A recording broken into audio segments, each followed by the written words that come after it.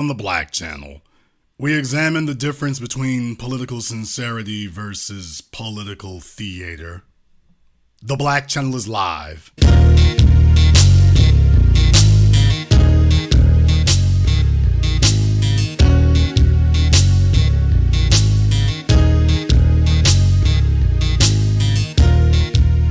Unapologetic, unadulterated, and absolutely uncompromising. Greetings, brothers and sisters from around the world, and welcome back to the home, the haven, the stronghold, and the everlasting superfortress of intelligent black thought. This is the Black Media, and we are the Black Channel, and I am your host, your brother, your humble servant, the voice of Black America, the Black Authority, broadcasting to you live from the only historically black college and university of higher education and learning in the cosmos. You are, of course, welcome to join us. And join us you shall, because on tonight's program here, we're going to be covering a lot of ground in this regard. We're going to be covering a lot of ground here. And I held off on this deliberately because I really wanted to give this some time to digest and sink in, as it were. I wanted to give this some time to do that because you know me, I don't deal with things in a superficial way. I don't just deal with it on the surface. I'm the guy who walks you through these things step by step so that we can understand inch by inch what we're dealing with here. And in the case of the Tyre Nichols funeral, you have this juxtapositioning of these two things, quite frankly. And some of the comments you're going to hear from me tonight may actually surprise you. But I'm impartial about these things. I have no ego to inflate or offend. And I have to always speak in what is in the best interest of the people. So, for that reason, we talk about the Tyre Nichols funeral. Of course, the real focus was none other than Kamala Harris showed up. Kamala Harris was there. Reverend Al was there. That was the position that they chose to take on that. Reverend Al was there. I guess old Joe Biden was too busy hiding segregation laws and things. But I found it to be an eye-opening thing in one regard, at least. I found it to be a little eye-opening. During the funeral there were some words spoken by Al Sharpton. He had some things to say. Right before Kamala Harris came up. And I want us all to listen to this because there's a lot to learn. There is a lot to learn here. Many years ago, there was a controversy in California, and there was one that stood up for justice, and I watched them grow as they fought and took a balanced and principled stand, supporting what was right even when it wasn't popular. And they grew from one office to another. Every office they ran for, they predicted you couldn't win. The political polling told them they couldn't win, and they kept beating the polls. And they told her she shouldn't be here today. But the snow backed up, and she's here. The Vice President of the United States, Kamala Harris.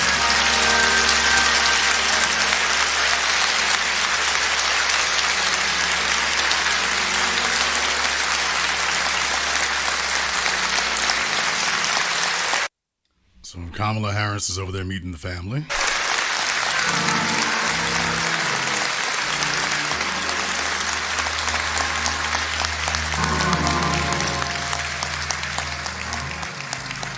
I was going to be polite about it, but since y'all stood up and clapped so long, wouldn't it be nice for her to share a few words with us? Now, how many times has Al Sharpton and Kamala Harris done this tag team? I think we covered this before, didn't we? I'm almost certain that we have covered this before. I won't belabor that issue. Come on up here so they can see you. Okay, hardly a packed house. Hardly a packed house.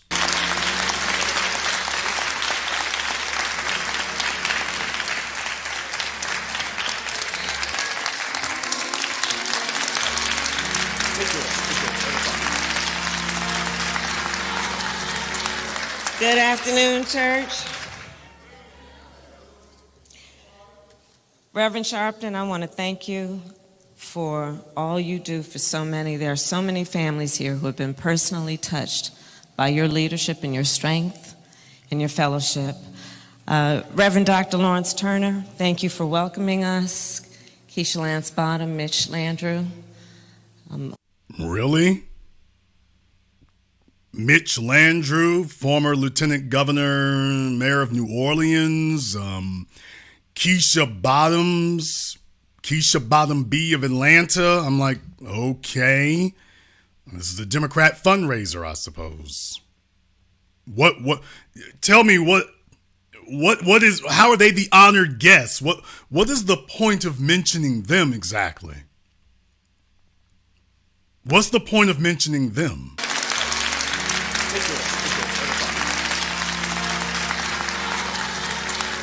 Good afternoon, church. Reverend Sharpton, I want to thank you for all you do for so many. There are so many families here who have been personally touched by your leadership and your strength and your fellowship. Reverend Dr. Lawrence Turner, thank you for welcoming us. Keisha Lance Bottom, Mitch Landrieu. We are here on behalf of the people of our country and our President, Joe Biden. I mean, what is the position that Keisha Lance holds? She's from Atlanta, Mitch Landrieu from Louisiana. Granted, it's not a far way to go to get up to Tennessee, but I'm just saying, I've driven from Louisiana to Tennessee many a moon, and that kind of just sticks out at me. And we are here to celebrate the life of Tyre Nichols. Mrs. Wells, Mr. Wells, you have been extraordinary in terms of your strength, your courage, and your grace.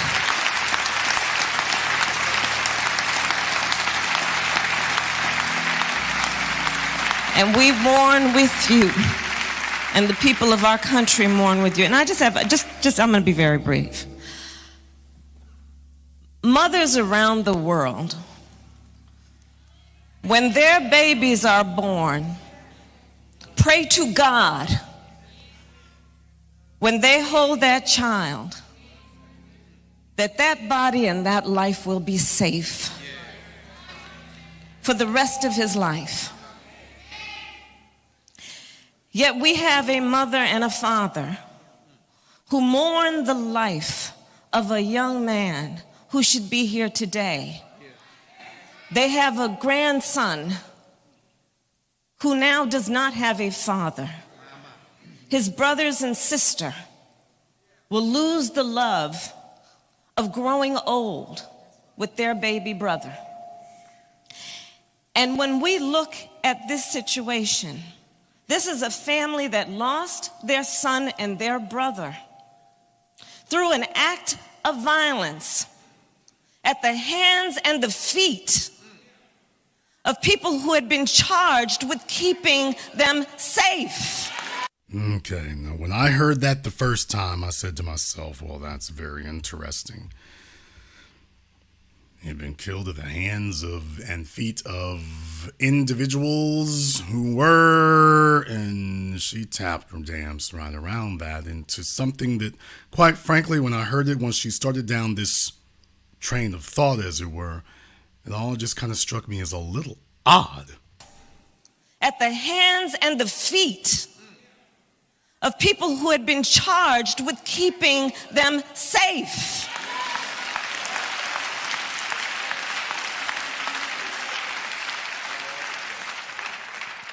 And when I think about the courage and the strength of this family, I think it demands that we speak truth. And with this, I will say, this violent act was not in pursuit of public safety. Y'all, she's not saying anything. She's literally not saying anything at all. You hope your babies will be safe. He was killed by somebody who's supposed to make him safe. And this was not in pursuit of public safety. I mean, Captain Obvious. Give her an award.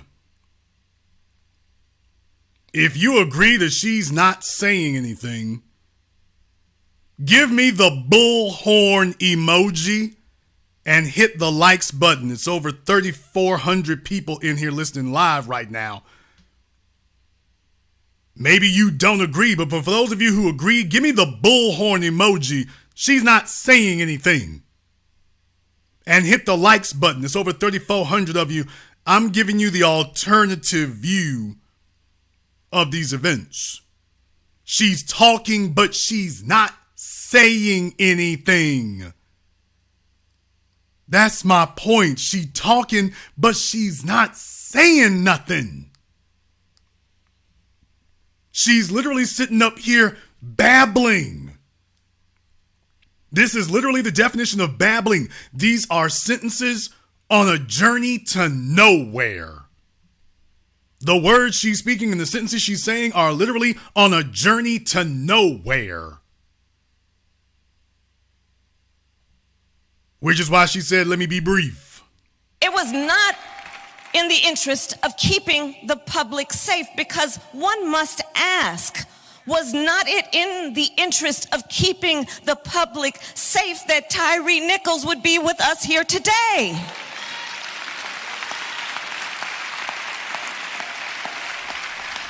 She sounds like the most Karen, Karen, white politician you could name. She's not saying this statement that she's giving was written for her by white folk, written for her by other people to be as inoffensive as humanly possible. She wanted to just make sure she wasn't really saying anything. She wasn't saying nothing. Nothing at all.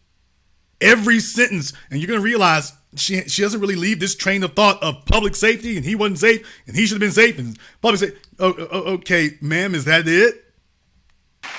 Was he not also entitled to the right to be safe? So when we talk about public safety, let us understand what it means in its truest form. Tyre Nichols should have been safe. She sounds like a female Oswald Bates. She sounds like a female Oswald Bates. She is talking and babbling and blathering in nonsensical, irrelevant circles. This is unreal to hear this. It's unreal.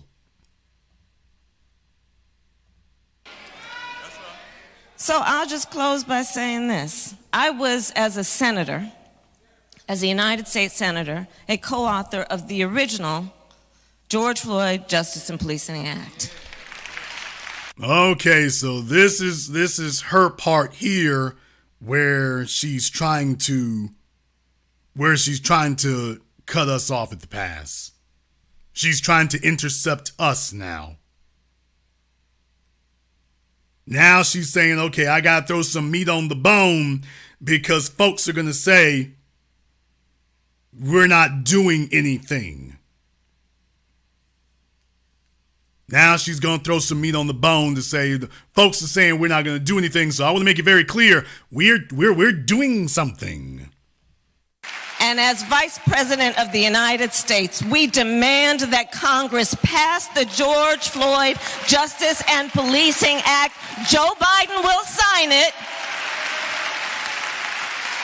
And we should not delay and we will not be denied. It is non-negotiable. Now, you all remember for the Asian hate crime bill, they got that through. They got that through in less than a month. Less than a month. Less than a month.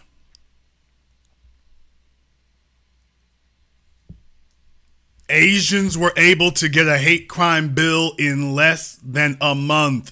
Black folk, it's been 2 years since over 2 years since George Floyd. Over 2 years. 2 years since George Floyd, and we still waiting. Asians got theirs in 1 month. We haven't gotten ours in years. Years.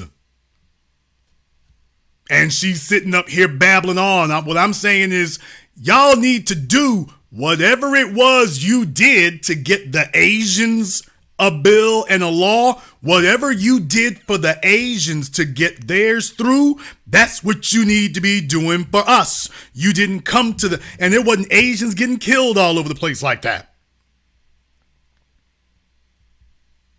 So whatever you did for the Asians, that's what you need to be doing for us. There is no excuse. You've already proven you can do it. Whatever you did for them, you need to be doing for us. Cut and dry. Just that simple. However you pulled that off for them, because you didn't bring them excuses. Yeah, however you did that for them, we want some of that action. And with that, I'll just, Pastor, if you don't mind, one of my favorite verses in Scripture is... Aren't you a Hindi? Isn't she a Brahmin? One of your favorite scriptures, aren't you? Never mind. Okay. Never mind. Luke chapter 1. I guess this one was right next to the Kwanzaa. Me and my Indian family during Kwanzaa would read the Bible. All right. Verse 79. Which tells us God will help us to shine a light upon those who sit in darkness and in the shadow of death, to guide our feet in the way of peace. Let our memory of Tyre shine a light on the path toward peace and justice. Thank you. That was the most impotent remarks I've heard at a funeral that is so cut and dry in all of my adult years. You literally could have gotten something better from the cleaning lady down at the Holiday Inn. This woman sat there and didn't say nothing. She didn't say anything. And her remarks were so short, she could have just drove by and thrown the envelope through the window of the church on the way by. What was that for, other than to say that, well, to keep the heat off of Joe Biden? I made an appearance.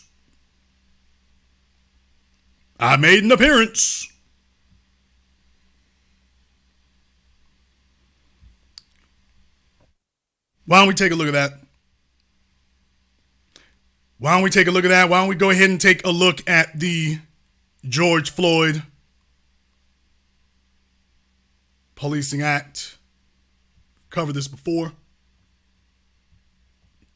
Go ahead and get for you all the gist of it here. As you can see, Congress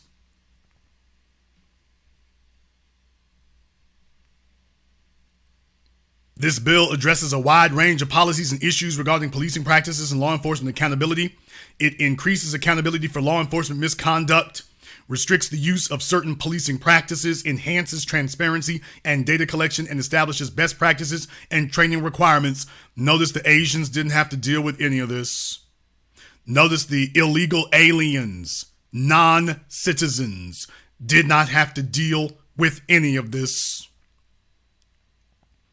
I just want to take a brief moment to remind you, they didn't have to deal with any of this.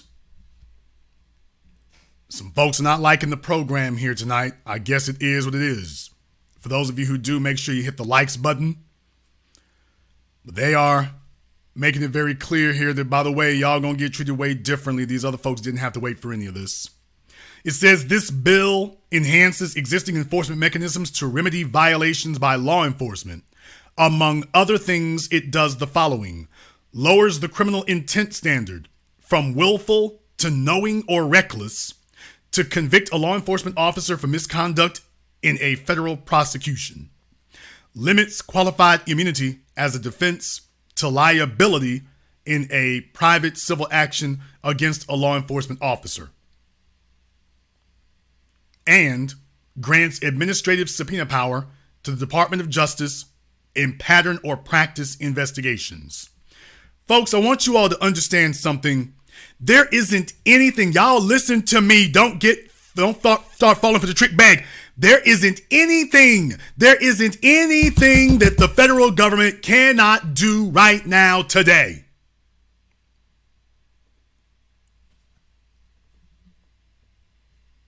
The George Floyd Justice in Policing Act, this is a red herring because there isn't anything. There is nothing that this act is going to empower them to do that they don't have the authority, the powers, and the ability to do right now. Ask any black male who has ever been in a federal courtroom. Ask any black male who has ever had to hire a lawyer to defend them from the feds. Ask anybody here who's ever had to deal with a situation with the feds.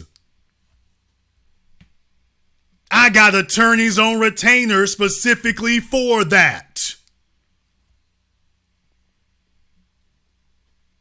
You know full damn well they got the powers to do whatever they want to do. They don't need any new laws. They don't need any new powers. They've already got everything. They can tap your phones. They can charge. Folks, do you understand that there are so many laws on the books today that they are now redundant? Do you all understand there are so many laws on the books today that they are now redundant? There are already 3 or 4 laws that criminalize pretty much anything you could imagine.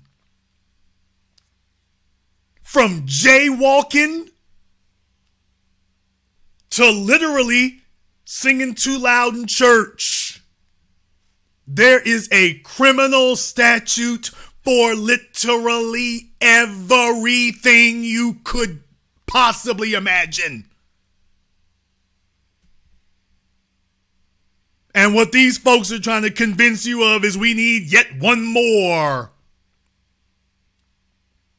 And it all sounds great until you're a black person who violates a white person's rights. Then you find out, oh, there's already a law for that. Remember, we went through this bull jive years ago.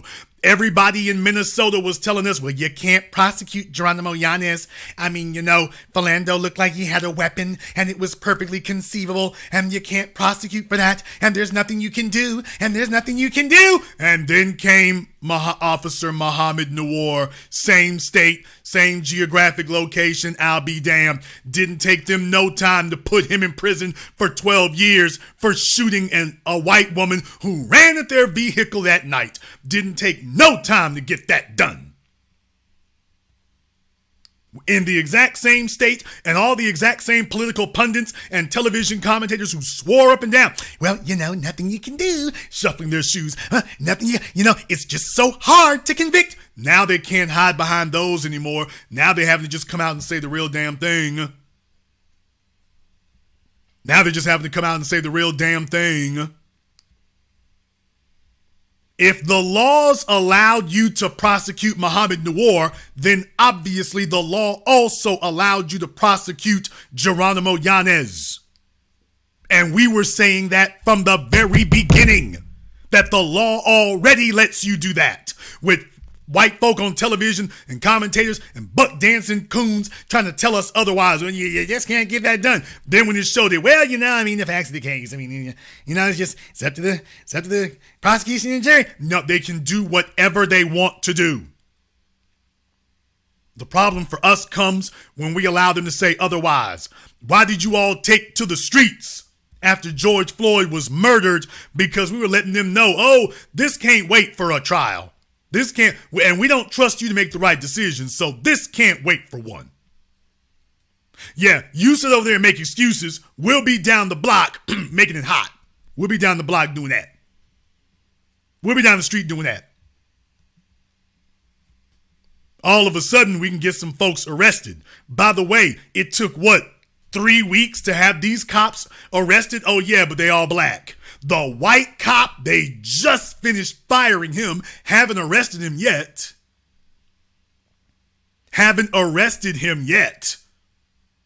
The white folk who were involved and present haven't arrested any of them yet. None yet.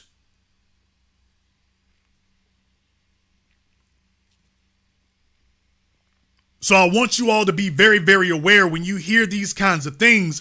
Don't fall for the trick bag. Kamala Harris already knows. Remember, she's an attorney, former attorney general of California. This woman already knows. The laws already allowed this. Oh, Kristen Clark, who went from being on Twitter to being at the Justice Department. She's spent all those years talking all that garbage, talking like, oh, well, if we could do this and do that. Now she's in the position to do it. And all of a sudden she's head mammy in charge, not prosecuting anybody, letting Eric Garner's killers off the hook, letting Tamir Rice's killers off the hook. All of a sudden it's same old dance. Eric Holder's out. She's in. Oh, well, nothing we can do. Carolyn Bryant, oh, nothing we can do. But if your black ass shows up on the stand, they're going to show you all kinds of things they can do. Statute of limitations, what's that? Ain't no statute of limitations here, nigga. Oh, trust me, there's a law that the statute of limitations does not apply to. There's a law that gets around that. Trust us. There's a law, a statute, a regulation, a technicality. There's something that allows us around that. Trust me. Trust us, it's there. We wouldn't have so many of you locked up if there weren't people. If it was this hard to put people in prison, there wouldn't be so many wrongfully convicted black folk behind bars today. If it was this hard.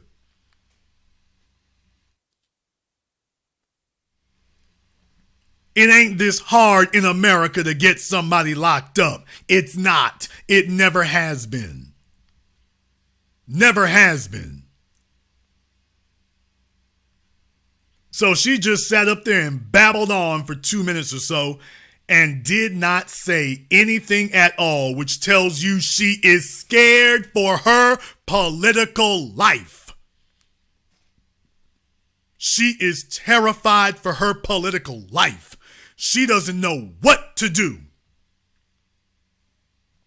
She spent so much time on the outside. She has no backing. She has no support. And all she's showing right now is she is terrified. She doesn't even know how to sit in a room full of other black people and talk to us like she got some damn sense. She doesn't even know how to do. She don't even know how to fake it. That's how long she's been on the outside looking in. Now, when she's among Asians, she's right at home. But she's sitting among other black folk and doesn't even know how to talk to us. Doesn't even know how to begin it. That's important to remember.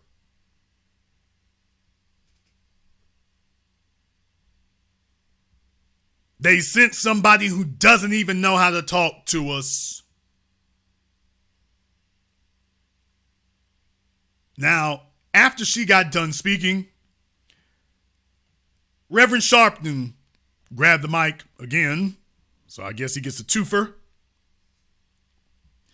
And he had some remarks. And I have to tell you, you might be surprised by some of my comments regarding Reverend Sharpton's statements.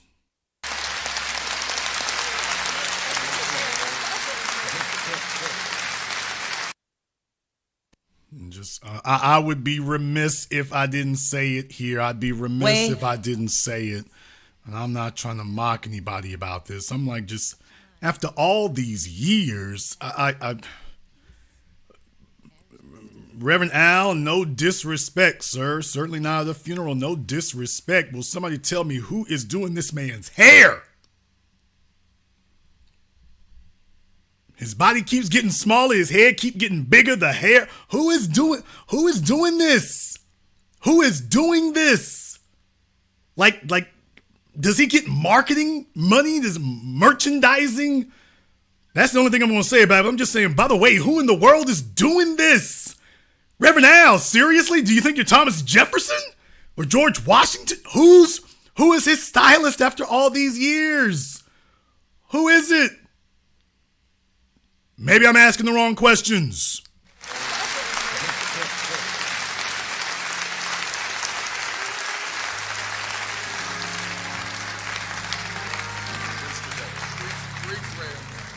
Vice President Kamala Harris.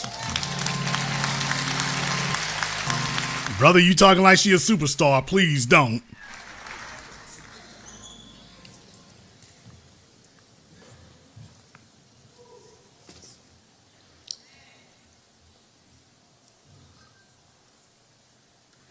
I want you to turn your attention very briefly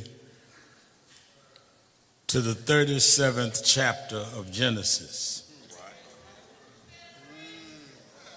It reads, "So Joseph went after his brothers and found them near Dothan. But they saw him in the distance, and before he reached them, they plotted to kill him. Here comes that dreamer. They said to each other, 'Come now, let's kill him and throw him into one of the cisterns and say that a ferocious animal has devoured him.'" Okay, I would. A lot of ladies in the church. A lot of ladies in the church. I will say that. A lot of ladies in the church here. May God add a blessing to the reading of his word.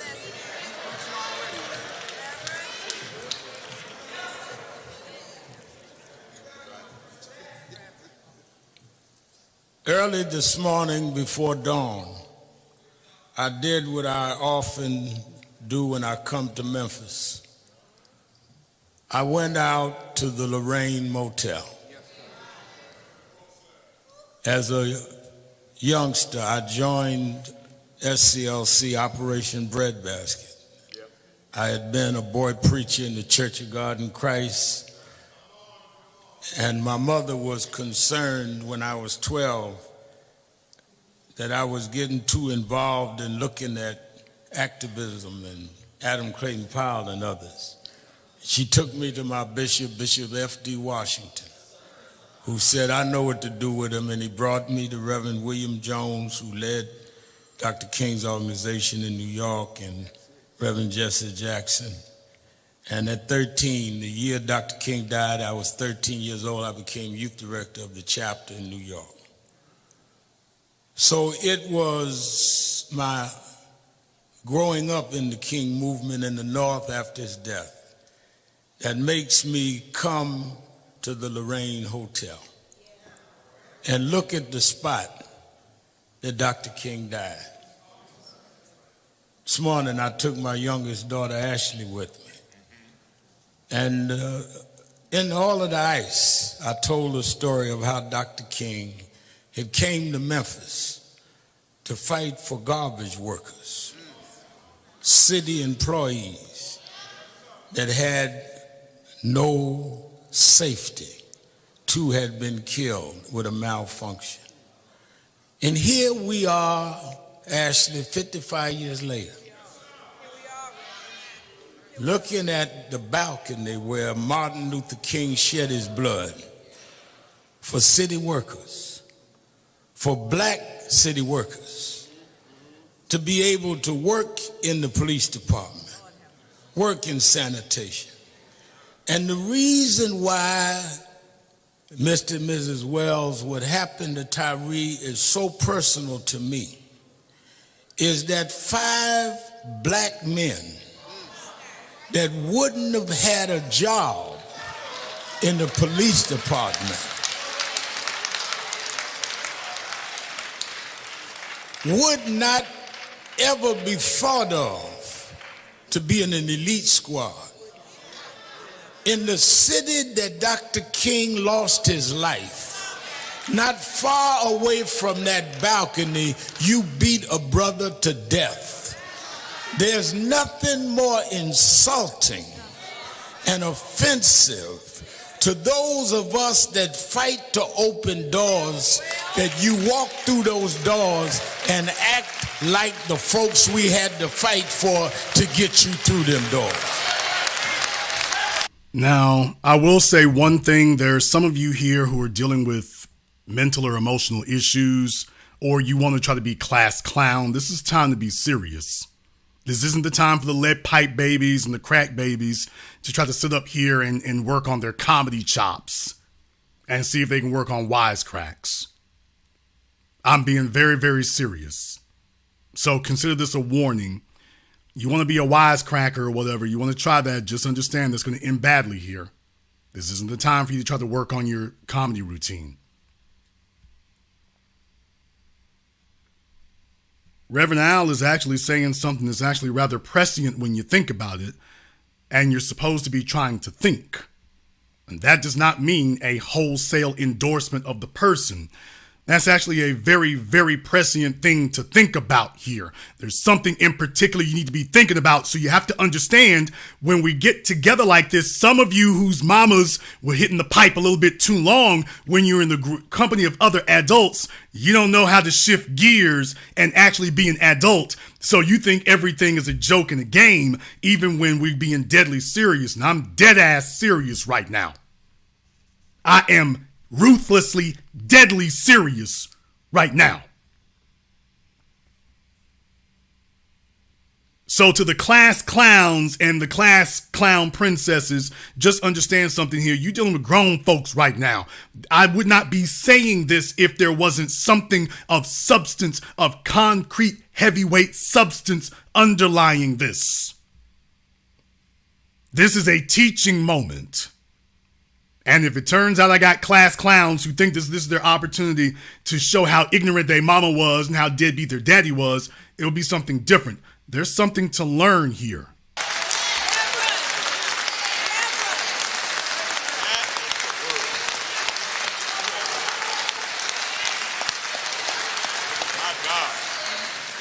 You didn't get on the police department by yourself.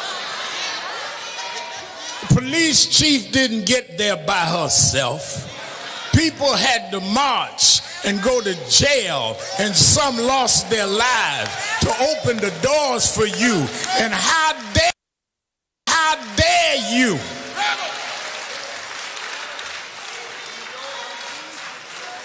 act like that sacrifice was enough for nothing?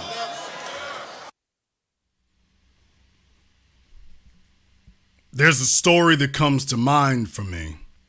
For the slow bus children, for the not very bright, there is a story that comes to mind at a time like this that you need to be reminded of.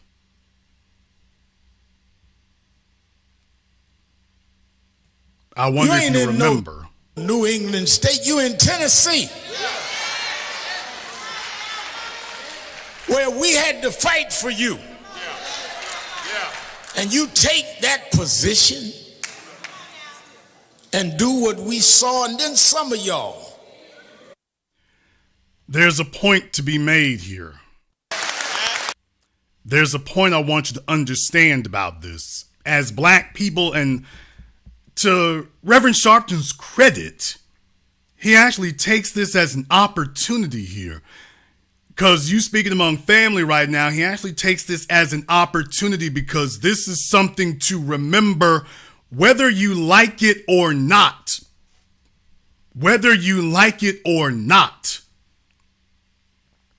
He's talking about being on code is what he's talking about.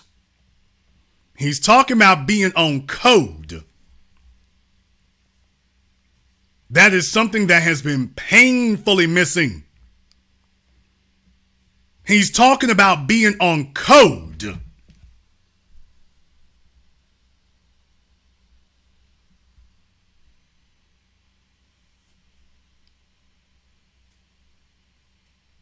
As black people, this is not a new story.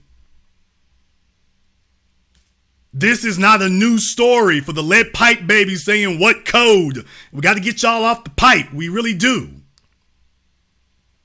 How many of you read the autobiography of Malcolm X? If you will remember, for those of you who can read, some of you saying code, you might not, some of you saying what code, and reading literacy might be something new to you. Those of you who read the autobiography of Malcolm X, do you remember when Malcolm talked about in his young hustling days that there was a West Indian police officer named Brisbane? How many of you remember that? How many of you remember that if you read the autobiography? In Malcolm's autobiography, he talked about a tall West Indian cop named Brisbane. And he said that Brisbane was the terror of Harlem. That he was the one that the white lieutenants and sergeants sent down to Harlem. And just like George Dartoy in my hometown of Shreveport, Louisiana, that was the designated house nigger and head busser that they had then. When you couldn't lay a hand on white folks' heads, but they empowered and deputized them to brutalize black folk. And we can go back to the plantations and the overseers. For those of you who remember, in many cases, you could get the mulattoes to be part-time overseers. They thought they were higher up until things really got rough and they figured out they were not. This is a long-time strategy. Memphis, Tennessee is run by white supremacists. And if you talk to Judge Joe Brown for any amount of time, he'll let you know that and spit all the game on it. Those are the folks running it. So when you see a police chief and police officers out there, you got to see who's in charge. They didn't put themselves there. And over the decades, you see, when you don't learn from your history, you repeat it. They didn't show up there for nothing. These police departments have always, unfortunately, had a ready supply of off-code Negroes that they could rely on decade after decade, year after year, city after city, state after state. They don't even have to be from America. They don't even have to be from America. When Malcolm X talked about Brisbane, he was talking about a fellow who was known for brutality against other black people and it never endangered his job security.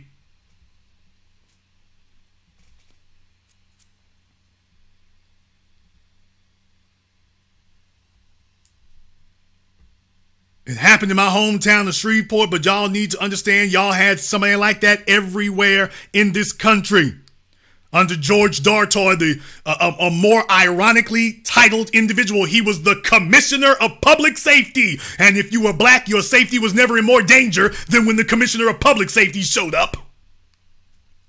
And he had a couple of Negroes who worked for them then. I thought this was the segregation years.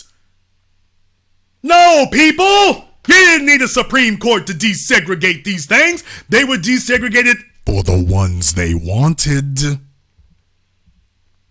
So you understand, even during chattel slavery, post-slavery, Reconstruction, segregation, black folk have always, you can't name a single company that black folk didn't work at. We were always in positions of those companies so long as you were under control.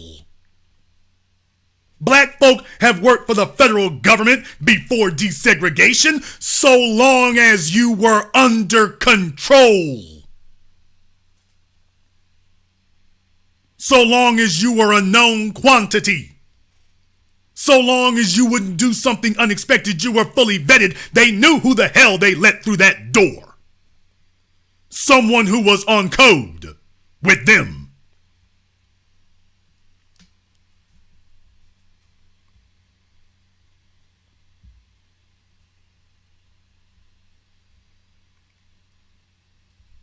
We had one black cop back then in particular. He was infamous for it. Used to come around the block off Milam. Let them know, I'm going to make this block. If it was black men standing around talking to each other, they call that loitering. White men are enjoying their civil liberties. Black men standing around in a group, that's loitering. I'm going to make this corner. And when I come back, y'all all better be gone or else. You all had somebody like that in every city in this country. Atlanta, Biloxi, New Orleans, Shreveport, Dallas, Houston, Austin, Little Rock, St. Louis, Memphis, Nashville, Louisville, DC, you name it. You had somebody like that everywhere. Atlanta, everywhere. Gulfport. They have always had someone like that, and I'm talking about during segregation.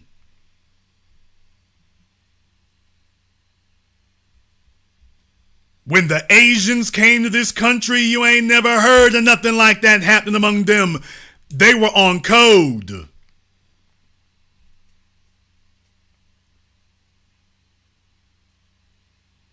And everyone is aware of the record of the current police chief of Memphis.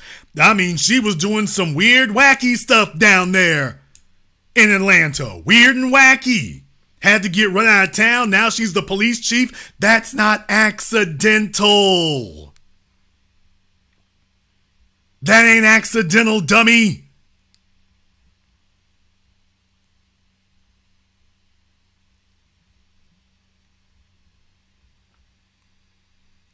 Reverend Al is talking about being on code. I'm going to call a spade a spade. I'm going to call a spade a spade. You can call it a broken clock or whatever you will, but I'm going to call a spade a spade. And as it stands, that's correct. He is absolutely on point with what he's saying.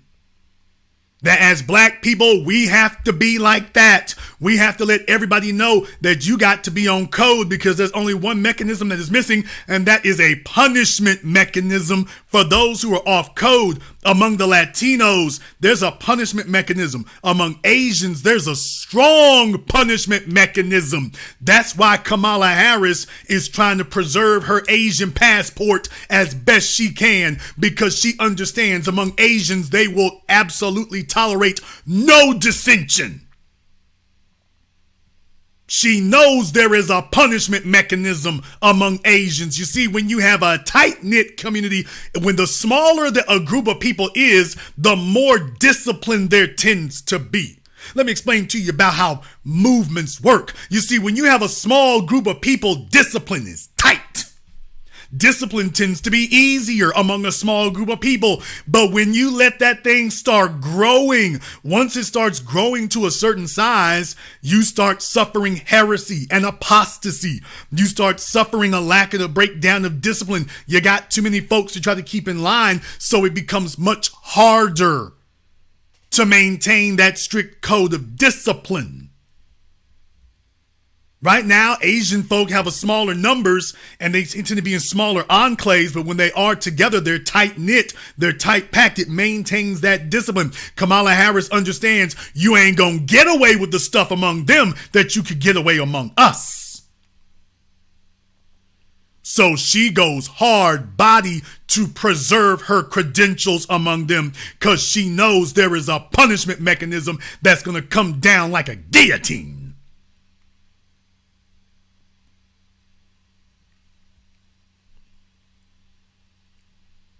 And that's why I'm saying, like, as black folk, we need to be completely on code with that. We need to be absolutely on code with that.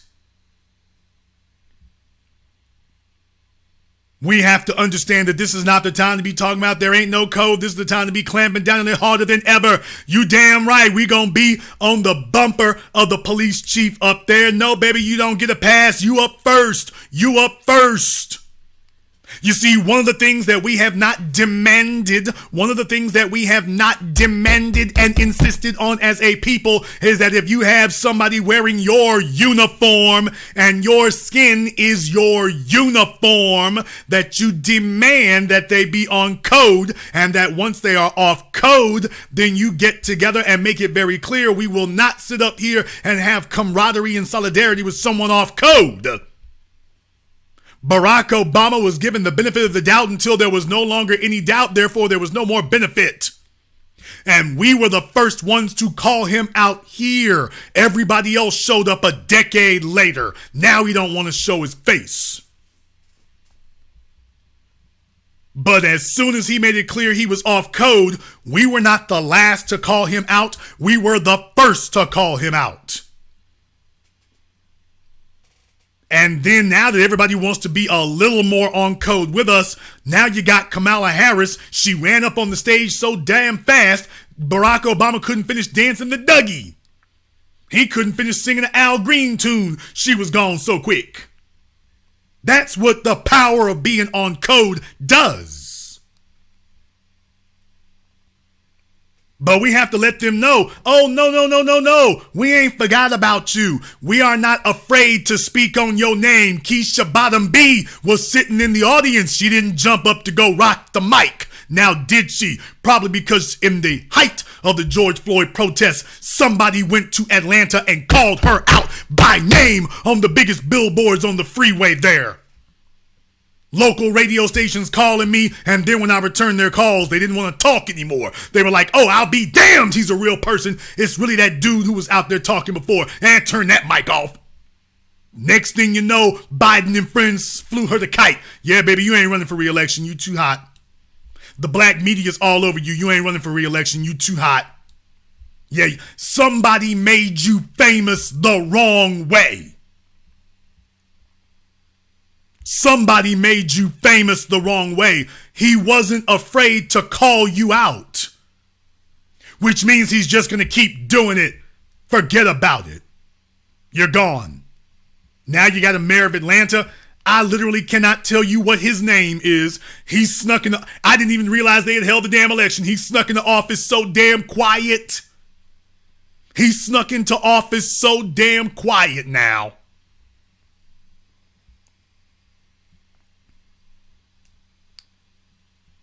You see, when we take the reins and we start focusing on these things, things change.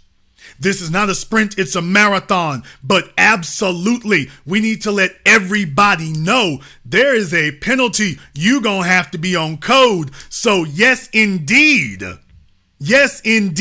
there will be penalties for these actions. You are men without a country. You don't have a nation. Oh no, we are going to insist that they throw not the book, but the bookcase at you. No, better yet, drop the whole damn Library of Congress on them. You're done. You're done. You're done.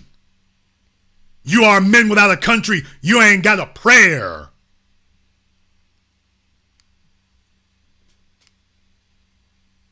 With Derek Chauvin, we made an example out of him for being a white supremacist.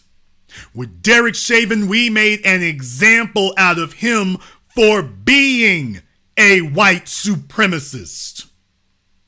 But for you five, we're gonna make an example out of you for what happens when you behave like a white supremacist. In for a penny, in for a damn ton. So just in case you think you gonna get the soft treatment, oh hell no. When you behave like them, when you throw in your lot with them, you gon' get the same thing. You see, that's why I went over the record last week to let y'all know this wasn't their first time doing this. When they grabbed Tyre Nichols, this was the culmination of years of getting away with stuff like this. He was just the one that made the news. They had been doing this. They had been doing this. And what they figured was, well, y'all's attention is on the white folks here, so we can go ahead and kick off Coon Fest. You got another damn thing coming. You got another damn thing coming. We've been locking up the white supremacists all over the damn place. Now we're going to let them know, just in case you think you're going to deputize a bunch of lackeys and they going to take up the slack. Oh, no, no, no. We going to deal with them too. Oh, we're going to deal with them too. None of you are getting a pass. None of you. And yes, there is an element that just wants to give them just a little bit extra. Just a little bit extra. Because you see, I expect white supremacy from Derek Chauvin. I expect white supremacy from Daniel Pentalio. I expect that from them. But from the rest of you who are this suicidal, now we got to send a message to the rest of the group. We got to send a message to the rest of the group now that infiltrators will not be tolerated. You see, that's how you maintain a nation state. We deal harshly with outsiders. We deal more harshly with insiders who are off code. We deal more harshly with them.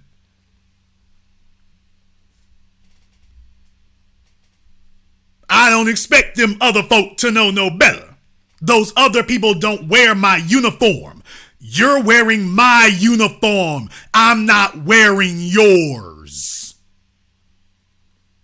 You're wearing my uniform now. I'm not wearing yours. You're wearing mine. And I'm going to show you the penalty for abusing my uniform. Oh, it's just that damn serious. Don't expect me to say a word in your defense. Not a single syllable. Not even one. Don't tell me a damn thing about what the judge is doing or ain't doing. Don't tell me a damn thing about what the prosecutors are doing or not doing. You don't have a community anymore. You don't have a nation anymore. You don't have one. You wanted to be on your own? You wanted to be an island unto yourself? Congratulations. Now you are. And they know it, by the way. They know it. They know full damn well it's all over from here. They know it. They know it. Every single one of them knows, man, it's all over but the life sentence at this point. It's all over. You're done. Because they saw what we did to Derek Chauvin, who tried to make the argument that it was an accident. These idiots can't even argue that it's an accident. They already know what's coming. They already know it. They know you don't give no interviews. Don't look. There ain't no other side of the story. There's nothing you can say. You can't. There's nowhere you looking in black society. Well, maybe we can experience a little bit different stress on the job right there when they feel it. Ain't nothing you can say. You're done. And we are going to do this so that we make an example out of you. Because these are just the 5 in Memphis. Don't y'all know you got coon cop niggas everywhere? Don't you know you got coon cop niggas everywhere? I've been to Los Angeles, Dallas, Atlanta. Where you think they police chief came from? They got coon cop niggas everywhere. New York City, Chicago, Detroit, Minneapolis. Where you gonna go? Cleveland? Every time you turn around, you can find a black police officer or black former police officer sitting on YouTube, sitting on Fox News. They have no problem finding them. None. Do y'all realize they don't ever have any problem finding former black police officers sitting up here talking like the white supremacist ones? Why do you think that is?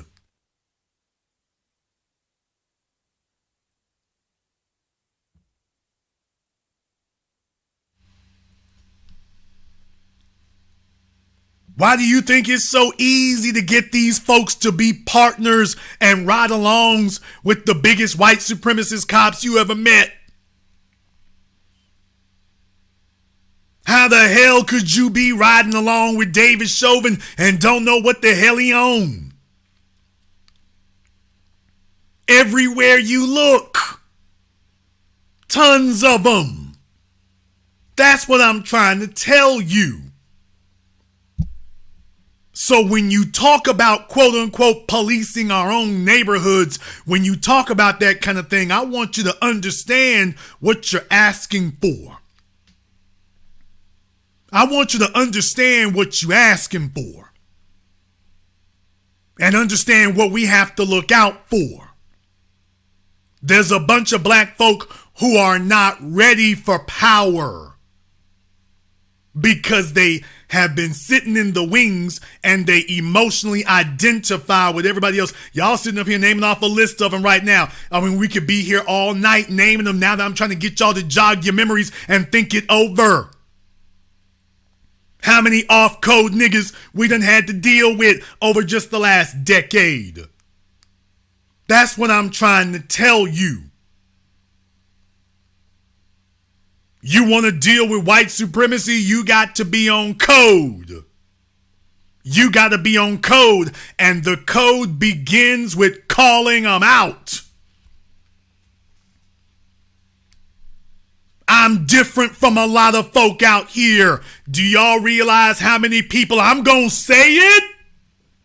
Do you realize how many people have been in my documentary films, Amazon bestsellers? Can't get them to answer the phone now.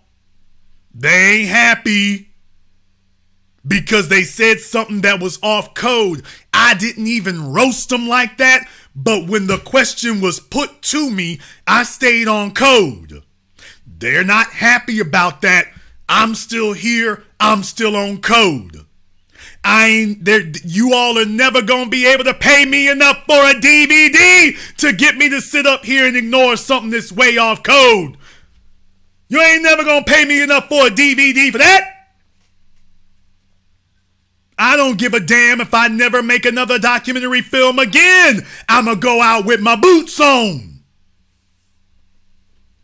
I'ma go out with my boots on. And if you say something that is off code, and if the question is put to me, I am not gonna sit up here and ignore that. Unapologetic, unadulterated, uncompromising. And maybe I won't sit up here and turn the heat up to 1,000 degrees, but don't think for a second that I'm gonna hop off code because you are. This ain't no lodge meeting. This is survival. This is life and death. And there are a bunch of black folks out here who are harboring contempt. They're harboring contempt. And y'all got to understand, you see, the white supremacists can see, they know they niggas. They can see when you are harboring contempt and animosity, when you can't wait to get into a position of authority, because you're not going to go after the system, you're going to go after other black folk. They can see when that's what you're going to do, because you see, in their world, that's how you define misuse of power. Misuse of power is a black person who starts chipping away and deconstructing white supremacy. That's misuse.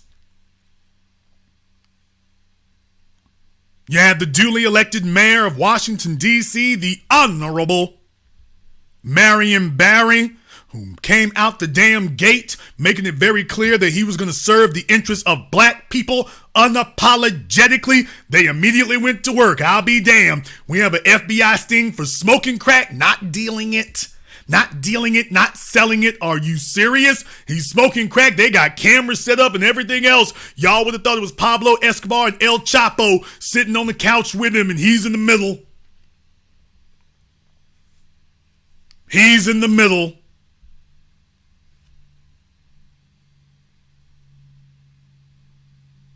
Understand what you're dealing with here. They know that there's a whole bunch of folk here who they are harboring contempt for other black folk, and those are the ones they gonna elevate. Those are the ones that they look for. There's a steady stream of them. This is why when y'all hear us talk the way we, why do you call people coons? Because we're making distinctions.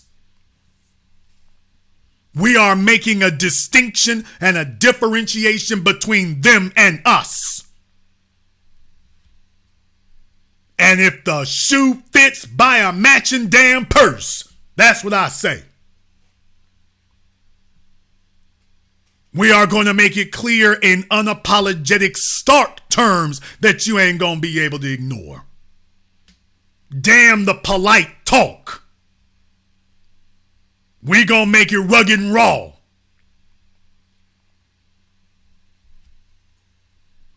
So just understand what you dealing with here.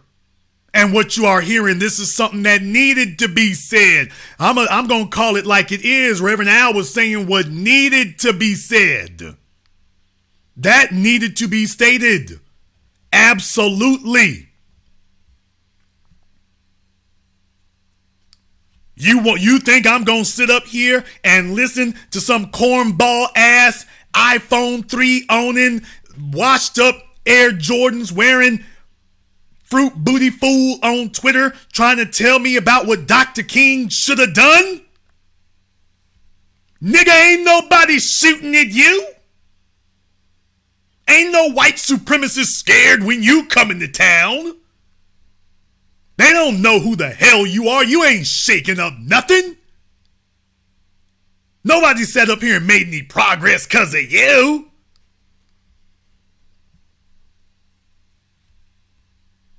You got some Happy Meal eating nigga sitting up here trying to tell me what Dr. King should have done, and he was this, he was soft, he was that, and this nigga got no points on the board, soft, hard, or otherwise.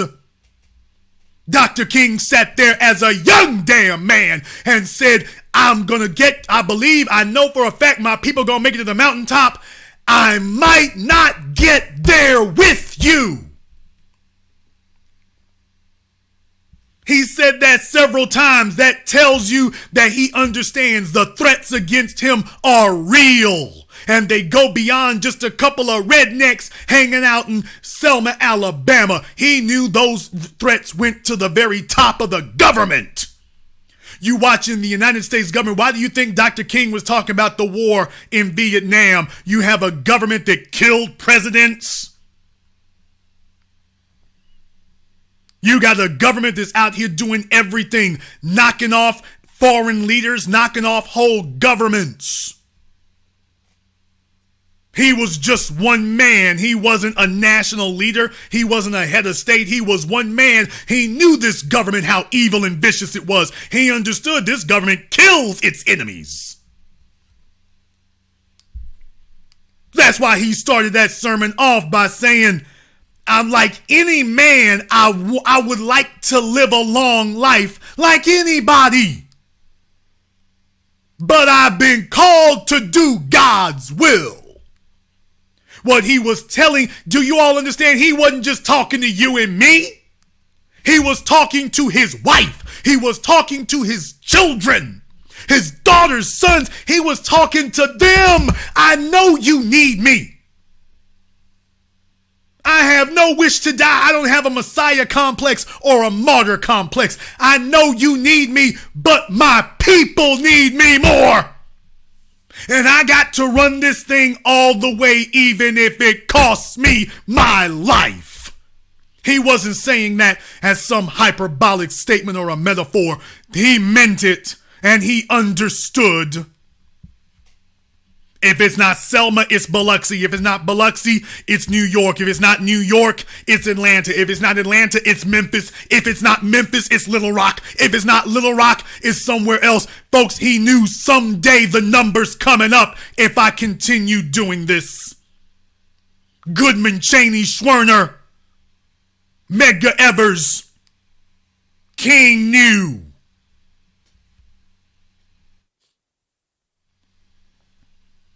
And you expect me to believe that some Xbox playing jackass who ain't gave up nothing but a couple of DMC points on Sega is going to sit up here and speak ill on Dr. King and what he should have done?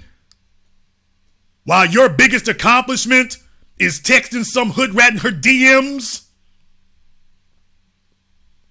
We got a man who looked down the barrel of the face of death and did not flinch. But we all gonna disregard him and listen to you? We're gonna put Dr. King to the side and we're gonna listen to you with your theories and your bloviating. We're gonna listen to you. No points on the board, nothing accomplished, nothing done. Every politician who was in office when you started tweeting, they still in office now. Nothing done, nothing changed, no national narrative. We gonna listen to you. I'm in the comment section. Listen to me. I am the spiritual and intellectual guru. Listen to me. How many followers you got on Twitter? 5. Okay. Dr. King was weak. Dr. King was an integration. Dr. King was a sellout. By the way, Negro, what have you accomplished? I ain't got to accomplish nothing. Okay. Y'all still listening to him? Y'all still listening to that guy? Y'all listening to him? He's getting carpal tunnel from all that damn tweeting he's doing. He's sitting there in front of the living room on his mama's couch in his underoos, playing on the damn PS5. Taking a break from Gran Turismo to sit up here and tell us what Dr. King ain't did and what Dr. King should have done. He's gonna win the revolution with his Game Boy. All right. Man, if you don't jack his ass up and get him out of here. You got folks out here who laid down their lives. I don't want to hear a nigga who ain't laid down nothing but his ass on his mama's futon sit up here and tell me what real men did. These are men who martyred themselves. Folk like me who've lived a decade longer than them. And you think we're going to sit up here and listen to your principles and your ideology in between puffs on joints or whatever else you smoking? And if I'm giving it to you too raw right now, to hell with you, I ain't watering nothing down. So let me go ahead and deal with the next issue here.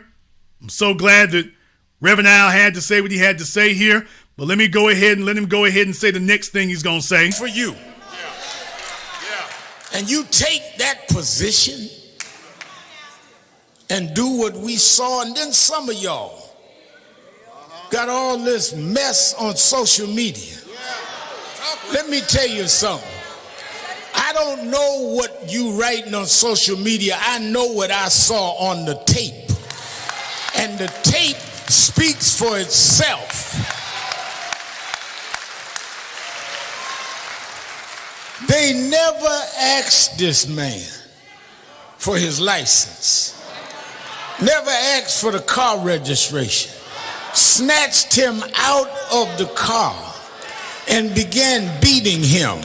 Nobody mentioned nothing about no girlfriend. Nobody mentioned nothing about no man. They started beating an unarmed man.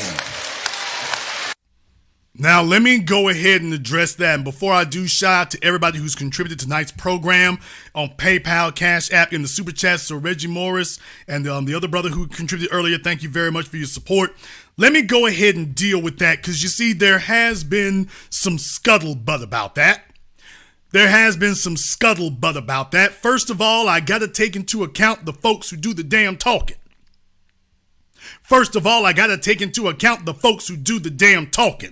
I don't respect that. I don't respect that at all. You're not going to sit up here and overlook the empirical fact of it. Let me go ahead and explain it to you with perfect precision about where we coming from. I was the guy who pointed out about Stephen Clark. He was sitting up there talking about how great it was with the police, and if you don't run from the police, you'll be okay if you don't run from them. Then he's off committing crimes, and them police that he was so chummy with and had so much good to say about it, bam, it went the way it went. You cannot compare that to this situation. You cannot compare that to this scenario. You cannot compare that.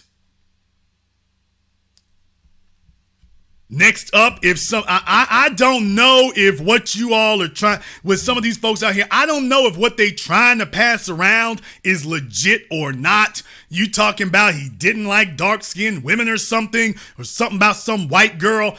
I don't know if that's legitimate or not. What I do know is that if this were a white man, white society would not be saying, well, take a look at his black girlfriend. They wouldn't be saying that. This could be, let me tell you, if that was Robin Thicke got yanked out of his damn car and beat to death by 5 black police officers, don't you know that they would have the whole damn cast of Glee sitting out there in Memphis, Tennessee right now, demanding that they hang all 5 of them from lamp posts? What the hell you talking about? None of those things you're talking about are factors in the equation is the issue. I'm dealing with the facts of it right now. And yes, I understand there's been some off-code stuff from the family too. You ain't seeing me going hard body saying, hey, we got to take for the streets. We got to be out here and do X, Y, Z. You haven't heard me say any of that. Because I've seen some things that made my ears go up. But that is not going to get no pass. What the hell you talking about? They didn't know who he was. Folks talking about, oh, he might have been seeing one of their girlfriends. No, folks, stop passing that around. Stop that. When y'all didn't hear me say nothing when folk were saying that, that's me trying to tell you something. I didn't want to put folks on a hot seat, but by the way, that's me trying to tell you something. Y'all understand. This dude was sitting up here and they didn't even justify why they pulled him over. The reason they said they pulled him over, there still isn't any evidence. You know how we know? Because if you know how police departments work, if they had evidence that he had committed an offense, that would have been the first video that they released.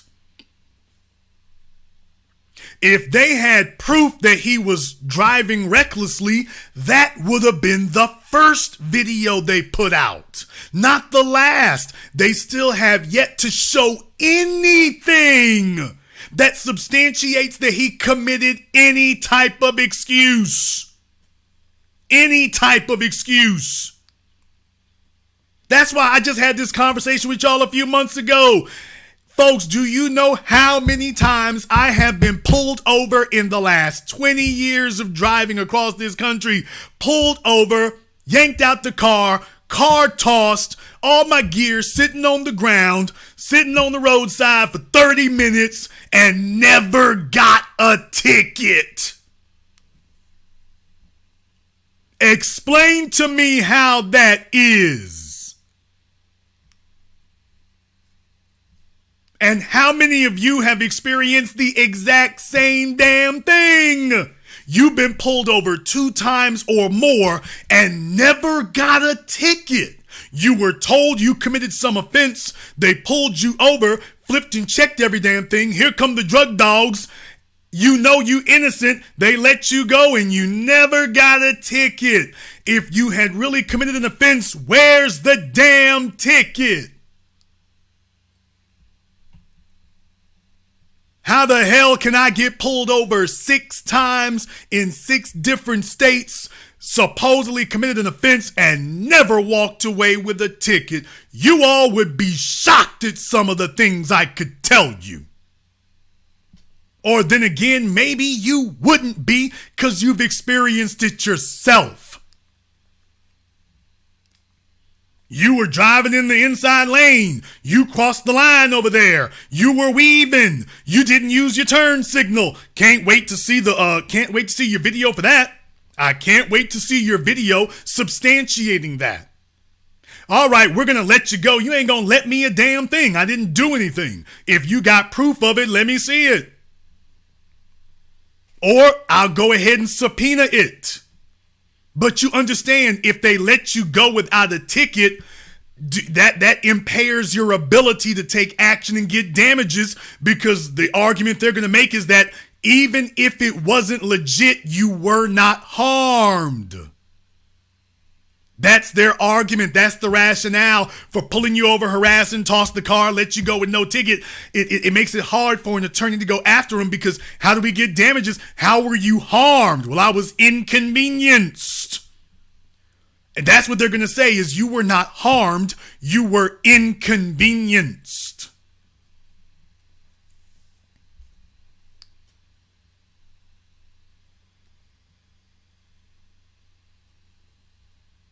I don't know where he comes from. I don't know what he was doing out that night. I don't know that. I do know that whatever he was doing, the penalty isn't we beat you to death. That's not the penalty. Well, Jason, he had a white girl. First of all, there's a bunch of y'all fellas listening to me right now. I suggest while you sitting in that glass greenhouse, you put them rocks down. And for the females, Brad Pitt, Kit Harington. Every time we turn around, y'all's Facebooks and Instagrams be telling on you. I suggest, especially for the ladies, put them rocks down. Don't do it. Put them rocks down. I suggest you don't start throwing them things. Put them down. Put them down. One more thing here in particular. He was 29 years old. He was 29 years old. Is there anybody listening to me right now that if I put up a giant wheel and said there's 365 slots on this wheel, and this is your 29th year on earth, and we're going to judge the entirety of the rest of your life, I'm going to spin this wheel, and whichever day it ends on, we're going to judge you as a person for the rest of your life by what you did when you were 29 years old. Is there a single one of us who would want that? Hell, I wouldn't want to be judged on stuff I was doing when I was 39, much less 29. And I'm not saying that that gives him an exemption. I'm not saying that gives him a pass. What I'm saying is that does not justify somebody beating him to death in the middle of the damn street for nothing. People, he was pulled at random. This wasn't even like the George Floyd situation. This was more egregious because at least in the George Floyd situation, there was some sort of exchange that happened beforehand. They just simply rolled up, grabbed him, yanked him out, beat to death. Job done. In other words, that could have been any one of us.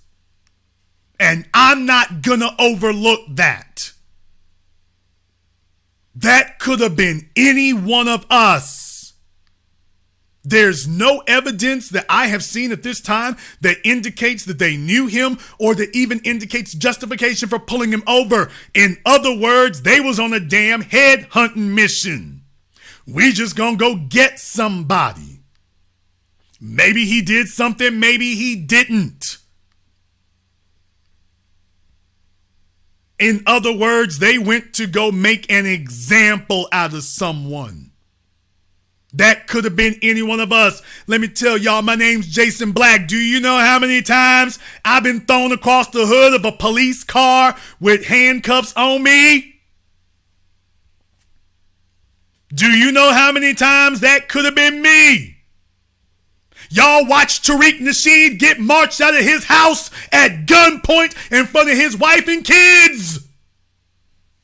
And that's just the one you heard about. That's just the one you heard about. That's just the one we got on video. How many times has this happened and we don't hear nothing? I haven't told you all everything. I'm not gonna tell you everything. And I don't even have a wife and kids. I'm not gonna tell you everything. I'm not gonna tell you everything I've experienced, everything I've seen. I'm not gonna tell you that. Let me tell y'all, they broke me of sitting up here buying big fancy vehicles. Yeah, I love that thing on them 22-inch chrome wheels. It drew too much damn attention. Let me tell you that. Going forward, gotta rethink everything. It grabs too much damn attention. You go to the airport, the valets, it grabs too much attention. Next thing you know, here come police cars. It always goes that way. You pull up to the gas station, people congratulate you on the vehicle. You go to the valet, they congratulate you on the vehicle. Then you driving through in traffic. Next step, police following you. Hey, you rolling too nice. You looking too good. You looking too clean. Next thing you know, whoop, whoop, pulled over, state to state. State to state. They like, hey, that vehicle is too big, too black, too shiny, and you looking too young. Get your ass out this truck. Get your ass out this truck. What you mean this is new? Get your ass out this truck, nigga. We checking every damn thing. We feel lucky. We feel lucky. Y'all, that's happened to me with rental cars. It was a rental car. I'm going to say it. I'll say this much. That was a rented Charger. I rented a Dodge Charger in Dallas, Texas.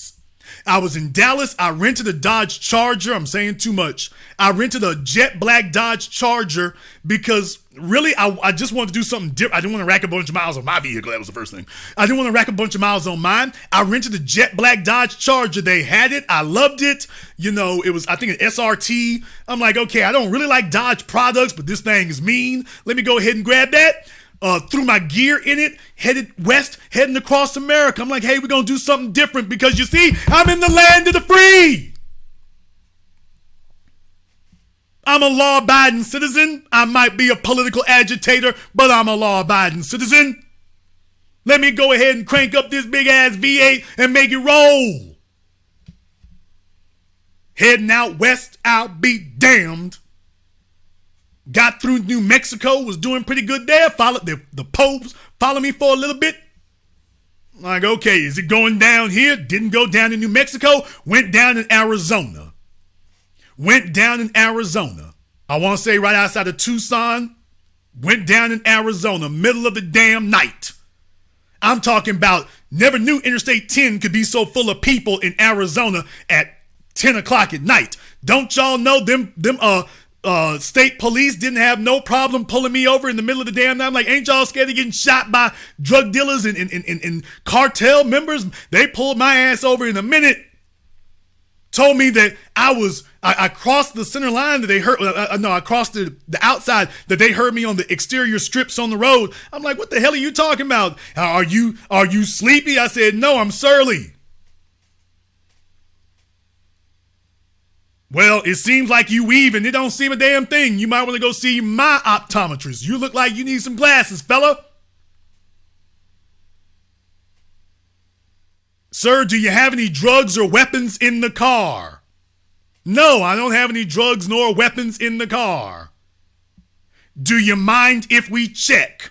As per the Supreme Court ruling, you do not have my permission in any way, shape, form, or fashion to search my vehicle. You do not have any. Now, here's the only thing. Let me tell y'all how they got me. How they got me was they took me out of the vehicle first. I now know things a little bit differently. In retrospect, I wouldn't have got out of the vehicle. How they got me was they got me to get out of, I exited the vehicle first because I'm like, okay, I know I haven't done anything wrong. Let me figure out what the hell's happening here. I got out of the vehicle first. There you go. So since I'm not still in the vehicle, I can't prevent them from getting in. So they got me out of the vehicle first and then started quizzing me. So they got me out first and then they started quizzing me. In retrospect, I understand that was a mistake, but they got me out first. So here I am, I'm outside the vehicle and the vehicle, not only that, they got me out of the vehicle, they opened the passenger's door. They opened the passenger's door. When I got out on one side, the cop, without getting too many details, when they walked up, y'all know what they do? They actually walk on the passenger side. They didn't walk on the driver's side. They came over on the passenger side. So to talk to them required me to let the window down to be able to talk to them. And it was hot as hell in Arizona that night. So I'm like, okay, I got to turn the damn car off. It's hot as hell out here. Now the air conditioning's off. So I turned the vehicle off. I lower the window because it's hot as hell. And that's what happened. Yeah, it was two police officers. They had two SUVs. Yes. So I let the window down and they asked me to get out of the car. Now that I remember it, it's been a while. Now that I remember this, I remember now when I got out of the car, he opened the passenger's door. So I'm getting out on the driver's side door. He's reaching in and opening the passenger's door. So at that point, the car is open. I don't have any way of preventing them from getting in it. So now the car's open, so I can't even really protest. Now it's open. I told them, as per the Supreme Court ruling, I do not give you any permission, implicit or explicit, to search my car. You do not have any permission whatsoever to search my vehicle. And the fellow was sitting there, he was nodding because he knew I had him dead to rights. To which he said, sir, you're in the state of Arizona, we are allowed to do a preliminary check for drugs. Now I'm like, check for drugs? Well, this is on some guilty till proven innocent bull jive. But he's in the state of Arizona, we can do a preliminary check for drugs. I find out later that he was correct. In the state of Arizona, and the Supreme Court has held that the police can do a dog search. They can do a dog check for drugs as long as they don't make you wait for the dogs to show up. So the other thing is, by the way, they thought I was such a dangerous suspect. They had me sitting in a damn SUV in the damn front seat. And behind me, there's this black partition behind me. And I'm hearing something scraping and bumping behind me. And I'm thinking, do they got a nigga chained up in the back of this damn thing like Hannibal Lecter? What's going on back here in the back of this damn SUV? Y'all, it's the middle of the night. I'm blinded because they got them damn lights in my eyes before they took me in this thing. It's like, okay, there's just too much going on here. I'm like in the disco. And I'm just hearing this bumping and rustling going on behind me. I'm finding all this out then. They get me out of the vehicle, and next thing I know, they take a damn German Shepherd out the back of their SUV. That's when I'm like, oh, that's what was rustling around. So this big ass German Shepherd comes jumping out their SUV. Now, once again, they had me in they left me in the SUV. So y'all know, like when them white women go taking off with them police cars, that was almost my time to shine. Y'all know when they put the white women in them police cars, and then that little heifer slip out of her handcuffs and jump over there and get in the driver's seat and go take them on a high-speed chase in their own damn car. That in another world, that could have been me. So they left me in the damn SUV while the dog is sniffing my Charger. And I'm in the SUV sitting up here like, hey, this is like every type of illegal, but there's nobody to talk to. Okay, so I open the door because they're taking stuff out of the trunk of my car and putting it. Y'all, anybody who's been to Arizona on Interstate 10, you know the dust blows across the freeway 24/7. I've got camera gear, recording equipment, tripods, light stands, and y'all putting them down on the damn ground. I'm watching dust blow straight past it. I'm like, oh, hell no. I don't have time to sue you to get this gear back. Stop what you're doing. He's opening stuff. He's putting it on the ground. I open up the damn door. I'm like, hey, you don't make enough money to pay me for all that. He's telling me close the door. I'm not closing the damn thing. Y'all, no, I will open it. Let me open that. You're putting it on the ground. The little skinny one walks up to me and says, sir, why are you so hostile? Now, don't you understand, for those of you who've been to court, I've been many a moon for that behind the police. For those of you who've been to court, you understand that's a trick question. Do you understand that's a trick question he just asked? He said, you're acting really hostile. That's a trick question.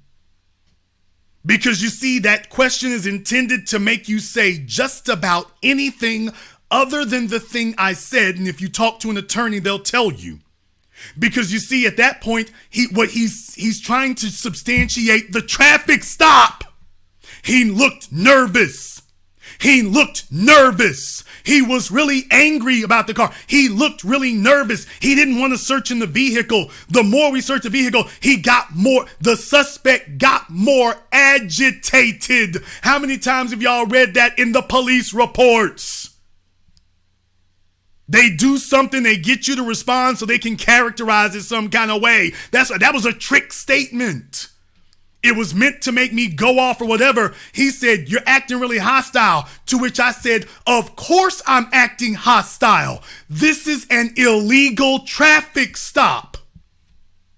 That was what I responded with. You know why? Because my attorneys, and I've seen it done before, that passes muster in court. Your Honor, he was acting hostile. Your Honor, of course I was hostile. This was an illegal, racially motivated traffic stop. It's perfectly reasonable that anyone would be hostile under these circumstances. Anyone would be upset. This was an illegal traffic stop. I said that, and he stepped back and told me to close the door again, which I refused to do. Next thing I know, after they got all my stuff out of the car, they were talking about, we'll put it back and things. I'm like, no, don't put a damn thing back. I'll put it back myself. Well, we're going to let you off with a citation. You ain't letting me off with a damn thing. You're not letting me off with a damn thing. That's my experience in America. That's where we at.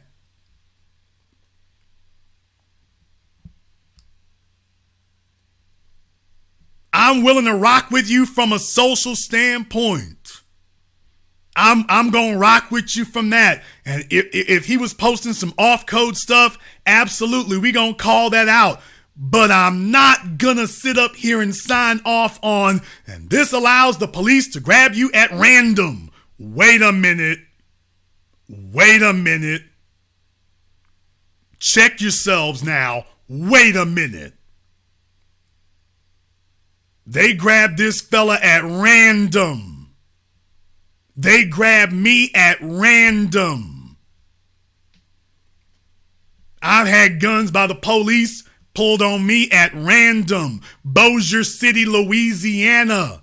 21 years old, thrown across the hood of the car.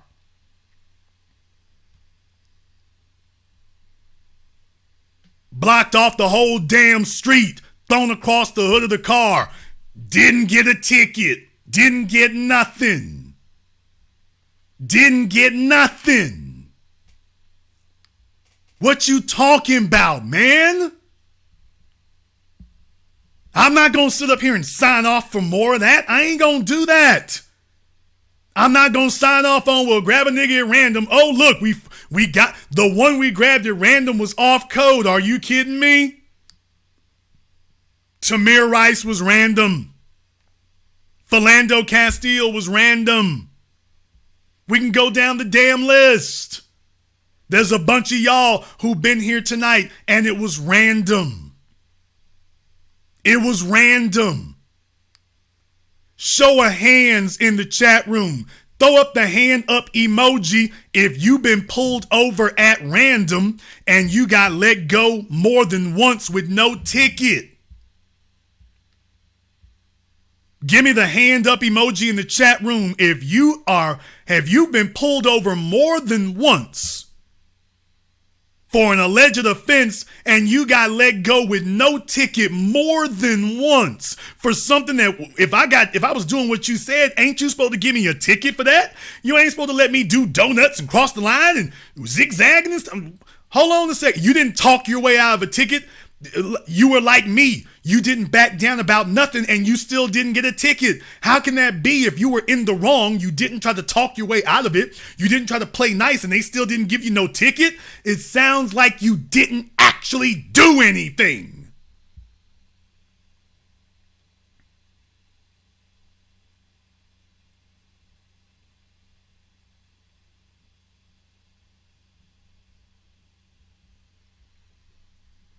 It sounds to me like y'all didn't actually do nothing. So I'm just letting you know I still roll a certain way, but I'm cognizant now. I've been cognizant for years that it don't matter how straight and narrow you are, you can't do too much. You can't do too much. I don't think I've ever driven another Charger after that particular trip. I think that was the last trip I ever took driving a Charger because I realized it's too many black males out here driving one jet black Charger with Texas plates. I'm like, it's too many black males out here driving one. Can't do that anymore. Let me go get this Tahoe. I'll be damned. Too many black men driving that. Okay. Navigator, yikes. Folks, understand that was random. That was random. And in this environment, I understand the point y'all are trying to make. Absolutely, we got to check everybody's paperwork. Absolutely, for sure, for certain. Absolutely. Under these circumstances here, that wasn't a factor. You can't even say it was a tangential factor. I can show you the direct connection between what Stephen Clark said on Twitter and what he was doing the night he got killed. There was a direct connection. A direct one. You're going to have to show me where there's a direct connection here. But as black folk, I will tell you one thing. We don't do ourselves any favors saying that we need to have blanket protection from the government. And then we're going to sit out here and say, well, don't protect folks here. If Candace Owens gets her ass done up by the police, I'm not going to organize a protest. I'm not going to organize a march. We ain't going to picket. She can go get Tim Pool and the rest of the alt-right to sit up there and go do that for her. But I'm not going to say, you know what? so what? I ain't gonna say that. I'm not gonna say, you know what, so what? I ain't gonna say that. I'm gonna say, well, she been messing with the bulls so long, she got the horns, but I'm not gonna co-sign it. I'm not gonna say, well, let them police do what they do. I'm not gonna do that. I'm not gonna do that. Because that doesn't make it any easier or better for us. Some of y'all need to understand about co-signing silly. It is our job to check paperwork. Absolutely, that's what we're doing. But folks, we can't co-sign this. They grabbing folk at random and beating them to death in the middle of the damn street. We can't co-sign that. Don't you understand? That opens a door. I didn't co-sign Stephen Clark getting gunned down. I did not co-sign him getting shot. I simply said, well, you know what? I'm not taking to the streets. My statement was, I'm not taking to the streets. But as far as gunning him down, I ain't co-signing that. Not by any means. I'm not co-signing it. Not at all. I don't co-sign what he was tweeting, but I don't co-sign, well, you know what? Now we can drag him out. Because let me tell y'all something right now. You're not going to like what I'm going to say next, some of you. Let me tell y'all, there's a whole, don't y'all understand there would be folk who would do that with me? There would be folk who would do that with you all. Don't y'all know that? There's folks who would do that with you all. They go back through your Twitter. Ooh, look, you said something that was anti-LGBT. And they'll sit up here and have a bunch of RuPauls sitting out there kicking dirt on you. You have a bunch of RuPauls out there kicking dirt on you. Y'all got to be careful, man. We sit up here and let them play that game. Next thing you know is that's all we got to do? Well, now all we got to do is find something that somebody don't like that you said, and now we can, co-sign. Oh, we'll see. Take a look at this. We've been there, man. We've been there. We've been there. I can sit up here and object to off-code behavior on Twitter and also maintain, but that don't give you a right to go gun them down, because I'll be damned. It doesn't give you a right to gun down the white folk, the Asians, the Arabs, the Jewish, the Latino. You ain't gunning down none of them. I'm not giving that a pass. Not now, not ever. I ain't giving that a pass. Not at all. Not at all.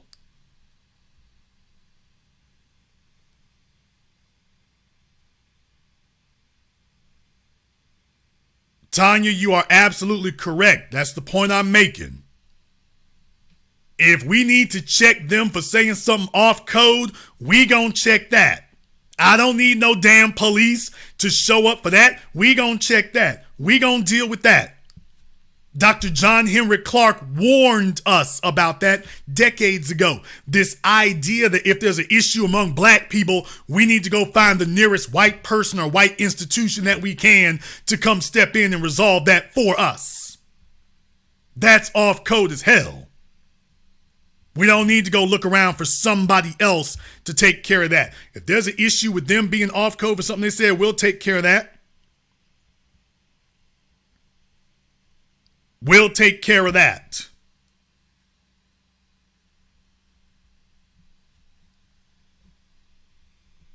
And we will decide how that gets dealt with. But what we will not do is give the system a blank check to grab any black person anywhere under any circumstances they choose and just do any old thing with them. We not gonna sign off on that. Let me tell y'all something. Ben Shapiro has said things that other Jewish people don't like. Ben Shapiro has said things that other Jewish people don't like. Do you think there's anything that we could do to Ben Shapiro that Jewish society is gonna co-sign? Do you think there's any level of abuse that we could give Ben Shapiro that Jewish society is going to co-sign? Tila Tequila has been off code with Asian people. Do you think there's any level of abuse that we could do to her that the Asian community is gonna accept? You can go down the damn list. You can't find anybody who's been off code with their people, and they're gonna give you a blank check. Unlimited authority. They ain't gonna give you that. Now, you can give that blank check to them, but they ain't gonna sit up here and march outside of their community and give a blank check to one of us.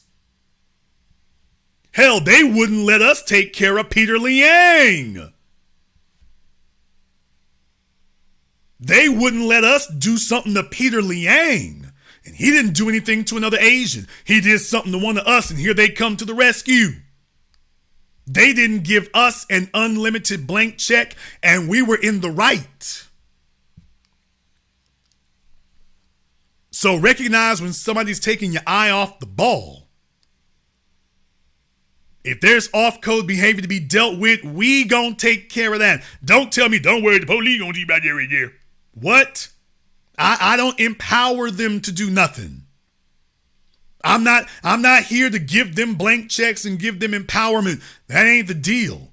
I will never sign off on that. They got enough power and authority.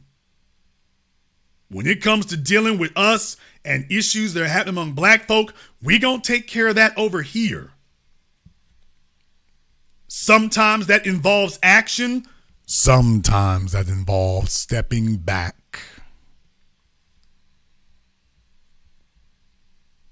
But what it does not do is sit up here and give somebody a blank check to harm us for any reason. I ain't signing off on it. Never. Somebody walked themselves off into a ditch. I might not throw them a rope, but I'll be damned if I'm going to sit there and co-sign, yeah, White Zaddy can go grab people and throw them in ditches. No. No. Not at all. Not at all.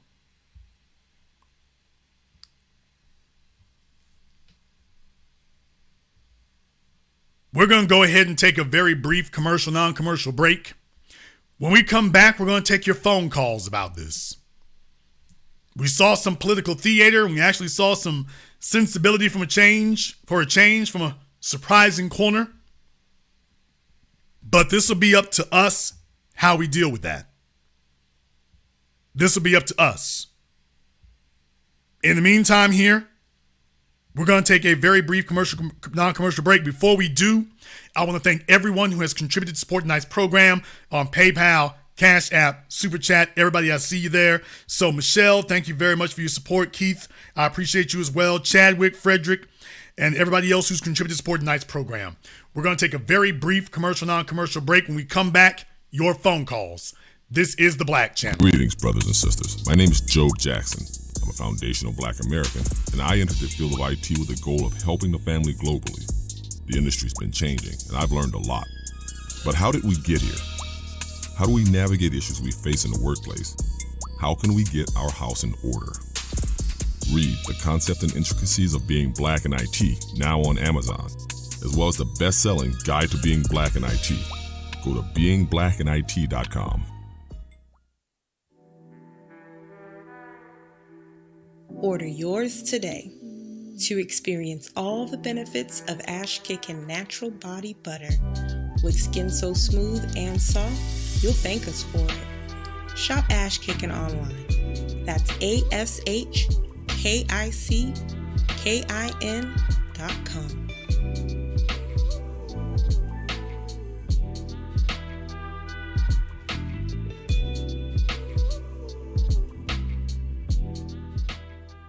Higher Life Recruiting and Consulting specializes in direct placement. If your company is looking to hire top talent, or you are looking to start a new career, our network of professional recruiters can help. We provide recruiting, LinkedIn lead generation, access to our professional network, paid job postings, interviewing, and more. Check out our specialized services: information technology recruiting, STEM career consulting, sales recruiting, hiring process consulting for your business, resume writing, LinkedIn profile consultation. Follow us on Instagram and LinkedIn and get hired with us. P23 lines can help you find your flow. Revolutionizing healthcare to self-care. P23, making a healthier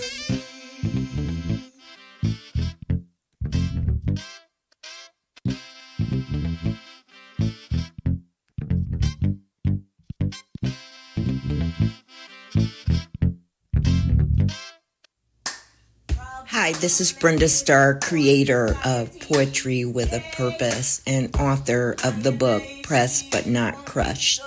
Pressed But Not Crushed is an anthology of political poems that address current and historical issues in American descendants of slave population and African American population. The book describes slaveries and its residuals, Jim Crow segregation, social depredation, and other relevant issues to American descendants of slaves and African Americans, including the current political climate that does not address our issues.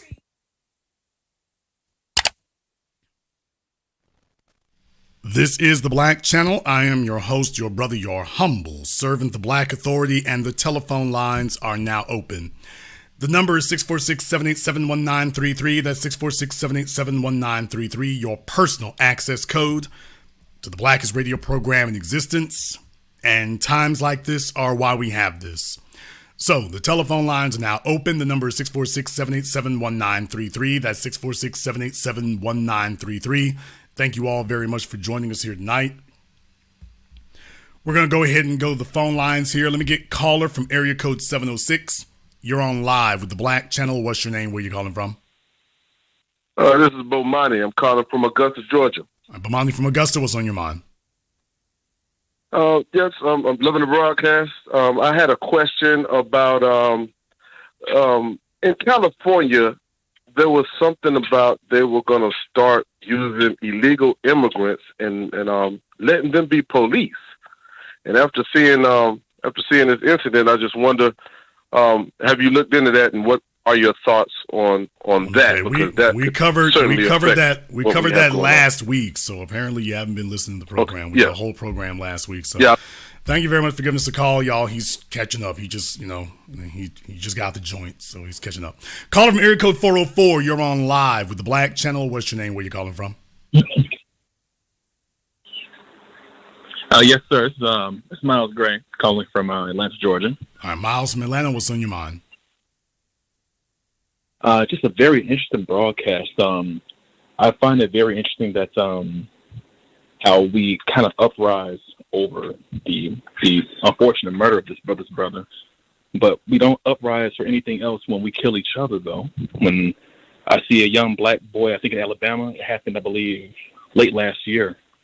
He gunned down two black ladies at a mall. Okay, sir, how old are you? No reason. Sir, how old are you? 29 years old. Okay, where are your people from at 29 years old talking like this? Well, my father was from Chicago, my mother's from Georgia. That doesn't sound quite right, sir. That doesn't sound quite right. Yes, sir. Yes, sir. My father was from Chicago, Illinois. My mother's from here, from Georgia, from Atlanta, Georgia. Okay, sir. I detect something a little bit different going on there, but what I will say to you here is the difference is, first of all, murder rates among groups are the same, period. Nobody gives you the person you're talking about, was he a police officer given a badge and a gun and authority? Right. Second try. The person that you're referring to, was he given a badge and a gun and authority? No, sir. No, sir, he was not. Okay, he was a kid. Okay, so he was just a random person on the street, which is how crimes are committed. Now, was he given protection by the system? I would not say so. No, sir. You wouldn't say so. Now, either he was or he wasn't. Was he given protection by the system, sir? Were there people running interference, blocking subpoenas, not arresting him on the spot? Was he given protection by the system, sir? No, he was not then. No. Okay, then what the hell are you talking about? He committed a crime and he was immediately arrested. What's your point? No, well, the point is that when we commit crimes against each other, we don't seem to we don't take it nearly as serious. And I understand that police officers have a okay. duty. Define for me how it is that black people do not take it any more seriously than white folk or Asians do. You just had Asians commit 2 mass shootings within a couple of weeks of each other. So tell me, what is it that they did that you think we should be doing? What they should be doing that we should be doing. Well, I mean, I think they still do hold their own group accountable. Okay, as well, sir. Second try in the aftermath of those 2 mass shootings with Asians. What is it you think that the Asians are doing that we should be doing?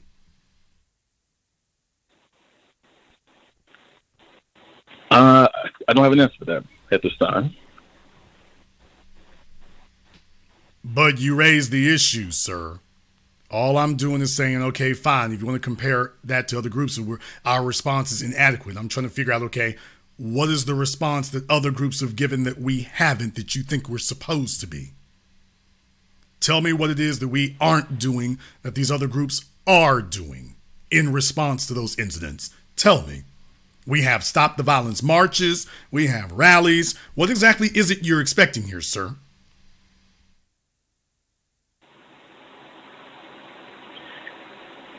Well, for me, it's just I understand the outrage. I'm doing this for a reason. I want you all to understand he's 29 also. I don't know if there's interracial sexual access going on here. I will say that you're going to be embarrassed at making these statements here when you get a little bit older. But when you think about it, it's filled with logical fallacies. The very fact that I'm asking you these questions and you have no response to them whatsoever, when they are equivalent to other groups, all of a sudden you draw a blank. If you're saying that, unless you're saying that black people are just somehow inferior to other groups, is that your argument? No, sir, not in the least. Okay, then if you're not saying that we're inferior to other groups, then you're making the inferior to other groups argument. If I tell you, okay, well, take a look at us equivalent to other groups. What are we doing that they're not doing? What are they doing that we're not doing? Ooh, I don't know. You just found a logical fallacy.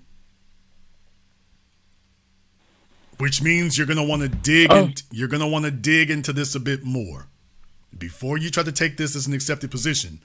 Let me ask one more thing. Your father, you said, were you raised in the home with your father? Yes, I was. Yes. Does he say these kind of things also?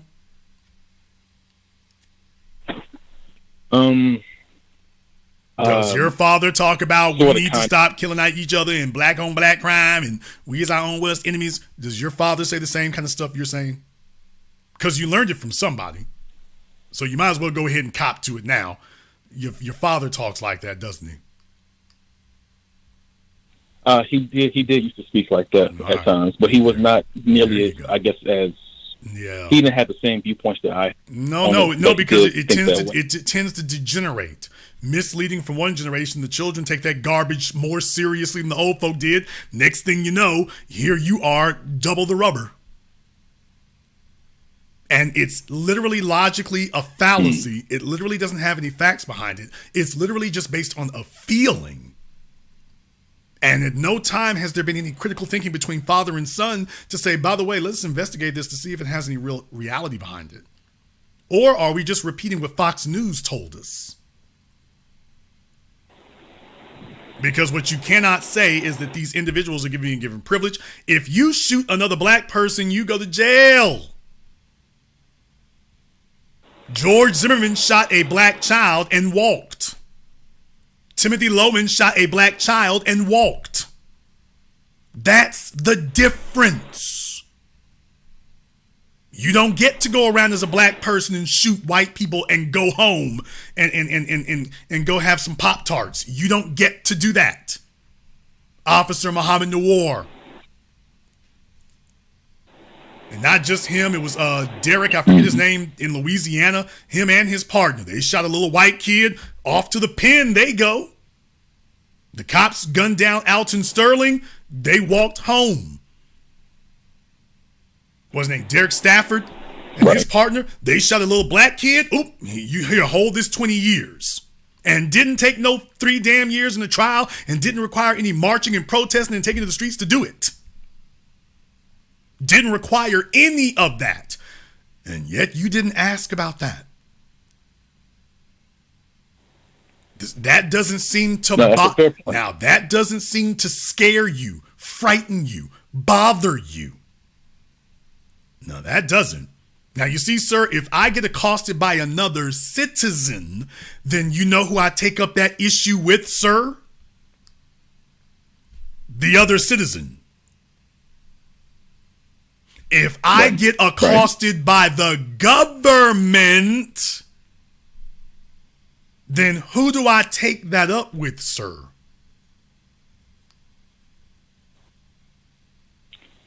Okay. I do kind of see where you're coming from. Okay. Let that digest for a while. Thank you very much for giving us a call. Like I say, when the parents mislead people, the kids grow up with no reasonable frame of reference, and it turns into that. It turns into that. Misinformation actually gets worse. It's like genetic mutations. That's why you shouldn't commit incest. Genetic mutations get worse and worse. It gets worse and worse. One generation goes bad, the next generation, it magnifies the issue. Next thing you know, we all messed up. Caller from area code 702, you're on live with the Black Channel. What's your name? Where you calling from? Hey, this is Jerry from Las Vegas. Okay, brother, it sounds like you got the phone turned around on the back of your neck. Try holding it to your mouth. What is your name? Where you calling from? Sorry, man, I'm on a truck right now, man. I'll call back. Okay, y'all, it sounds like he's part of the Apollo moon landing. I want him to see if he can get that straight there. So thank you for making your interstellar call. We appreciate that. Caller from area code 708, you're on live with the Black Channel. What's your name? Where you calling from? Chicago, Illinois. All right, brother. What's your name? Kenji. Okay, Kenji from Chicago. What's on your mind? Jason, I took everything that you took in as far as 10 years ago with your Black Channel. I've been watching this stuff from Chicago, from the West Side. And I've been seeing, ain't no black and brown coalition. How did they let this happen? Now we fighting from the bottom. Now we kind of come up, and we ain't got no political influence. Okay, brother, what do you, how is this germane to what we're talking about tonight? What are you talking about? Just political theater. Just to show them we don't believe in Kamala, we don't believe in Obama, we don't believe in any of that, because we are still the people that's in the neighborhoods. I'm talking about the gutters that's still struggling. Obama right down the street. He came and did his little thing when he was going through that other black politician when he was Thank you very much for your call tonight. Yep. He's going on too long. Let me get caller from area code 917. You're on live with the Black Channel. What's your name? Where you calling from? Yes, me.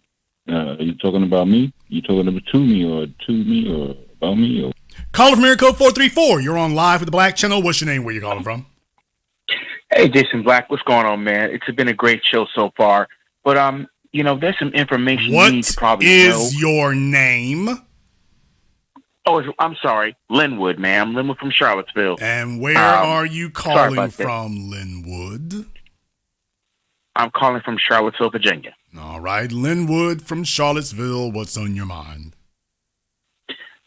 Well, man, it's been a great show so far. It's a lot of constructive information, but you know that when you was describing that stop in Arizona, one thing came to mind: quota.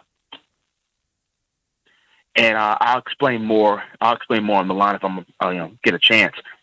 A lot of these enforcement agencies, they have a certain quota that they have to go by each month.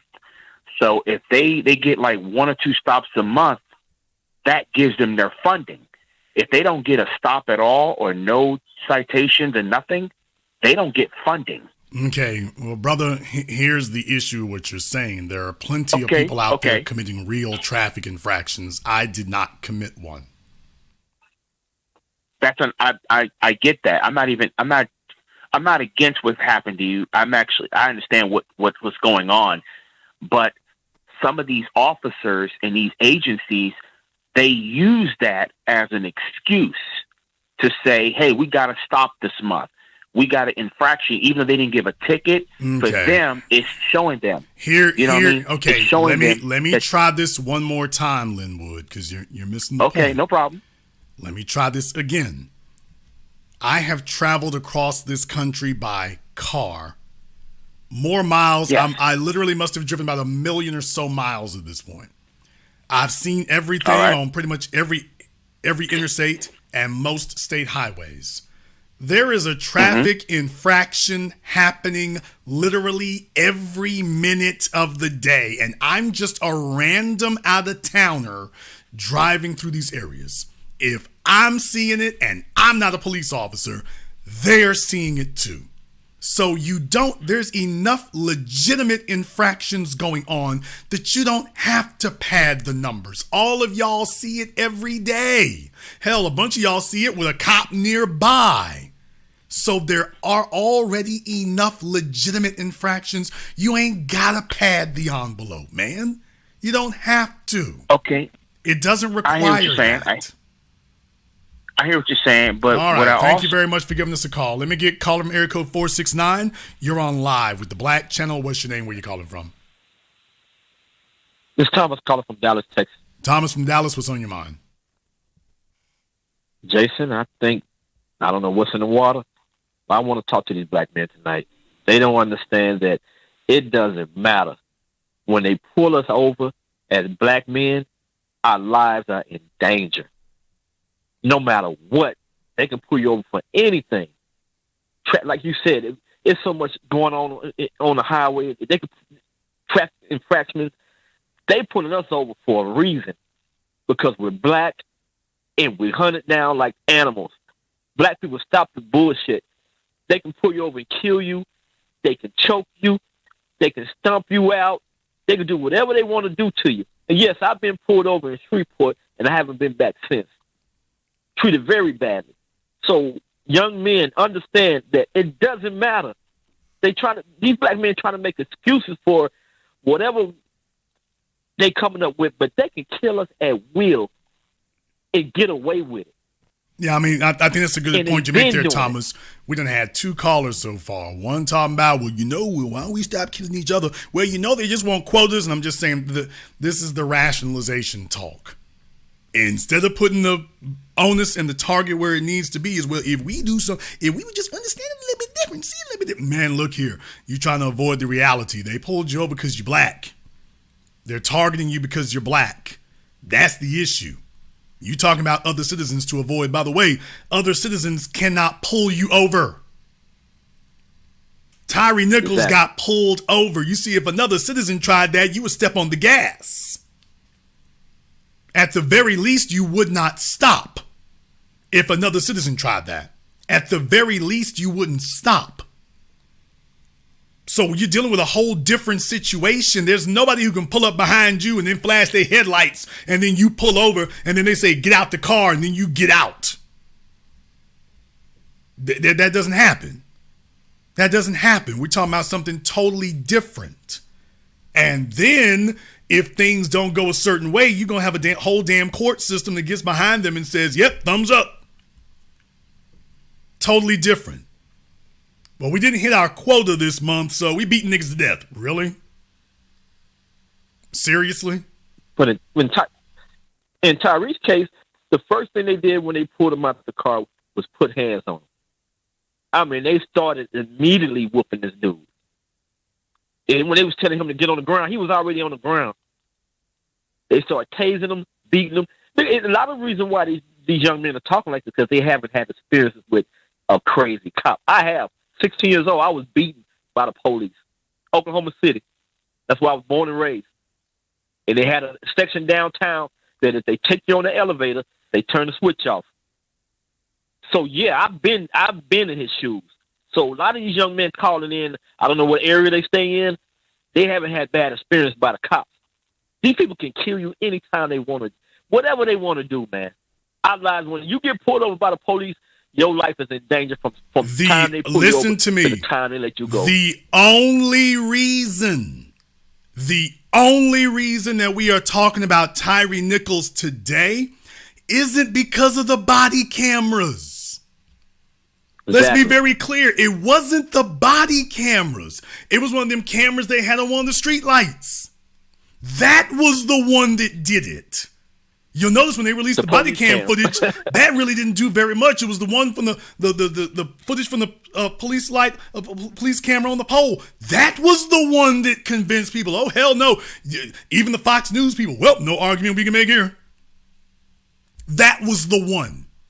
So I submit to you that were it not for that camera that showed very clearly that all these folk are standing around, a couple of them holding him, but all of them were in on it. Nobody was, because on body cameras, somebody might be in sight, someone might be out of sight. You don't know where they are exactly, especially like for the ones holding him, their cameras would just be black. That thing on the pole showed you, oh, y'all was all in on it. There's no ambiguity. There's no mistaking. There's no confusion. I submit to you, without that footage, we would be dealing with a different narrative right now. Because you saw how they were acting when the paramedics, who wasn't doing no damn good, you saw how they were acting when they showed up. Hey, sit up, buddy. You gotta sit up over here, man. They're acting like nothing happened. I submit to you that they did what they did because they were prepared to argue their way out of it with their body cameras. They were just sloppy and didn't realize there was another camera that was filming everything. Without that, I submit to you, they would still be arguing it right now. And Fox News or somebody else would, well, they wouldn't be so quick to support it because it's black officers, but somebody would have been trying to say, well, you know, there's more footage out there, you know, and you ain't seen everything. All of a sudden, got a bird's eye view. Where's there's more footage and you ain't seen everything, people? Now you can't find them. Thank you very much for giving us a call. Let me get caller from area code 202. You're on live with the Black Channel. What's your name? Where you calling from? Hello? Yes, you're on live. Wake up. What is your name? Where are you calling from? My bad, Jason. My name is Sagacious Cal. I'm calling out of Washington, D.C. Okay, Sagacious out of Washington. What's on your mind? Well, really going with the program that's going on, I want to know if it was all right if I tell you a time that they tried to get lucky with me and actually pulled me over, told me that my brake light was out. And when they took me in because come to find out my license was suspended and I didn't know. It was for something simple, something really silly. So he got lucky. He felt he was good. I just came from martial arts practice, so I had some martial arts equipment in my trunk, you know what I'm saying? A couple of weapons and things. So he felt like, oh man, this is great. Like I just came up, this is Christmas in July. So they take me down, they book me. They didn't say anything about what he initially pulled me over for. Like you say, they really don't have a reason to really pull you over initially. They're hoping that they get lucky in the exchange. So, which is what he thought. So I said, hey dude, I'm a martial artist and it's documented. I'm a grown man, I can have that stuff. You put me down as illegal weapons. That's what they were booking me for, illegal weapons. Nothing about the traffic stop anymore. I said, bro, so okay, we're gonna go to court and we're gonna see what happens. When I get to court, completely, bro, they threw the whole thing out. Nobody was there. I almost felt like it was a trick played on me. There was 0 people in the courtroom. Yeah, threw the whole thing out. I've had that happen to me 3 or 4 times now. I'm never afraid to take it to court because I always know it's like you don't really want to see that happen. I'm not afraid of going to court and showing what the hell happened. I'm going to court so we can get your damn footage and everything because in Louisiana, that's a damn chore. But you're absolutely right. And that's another reason right there. Damn a George Floyd Policing Act.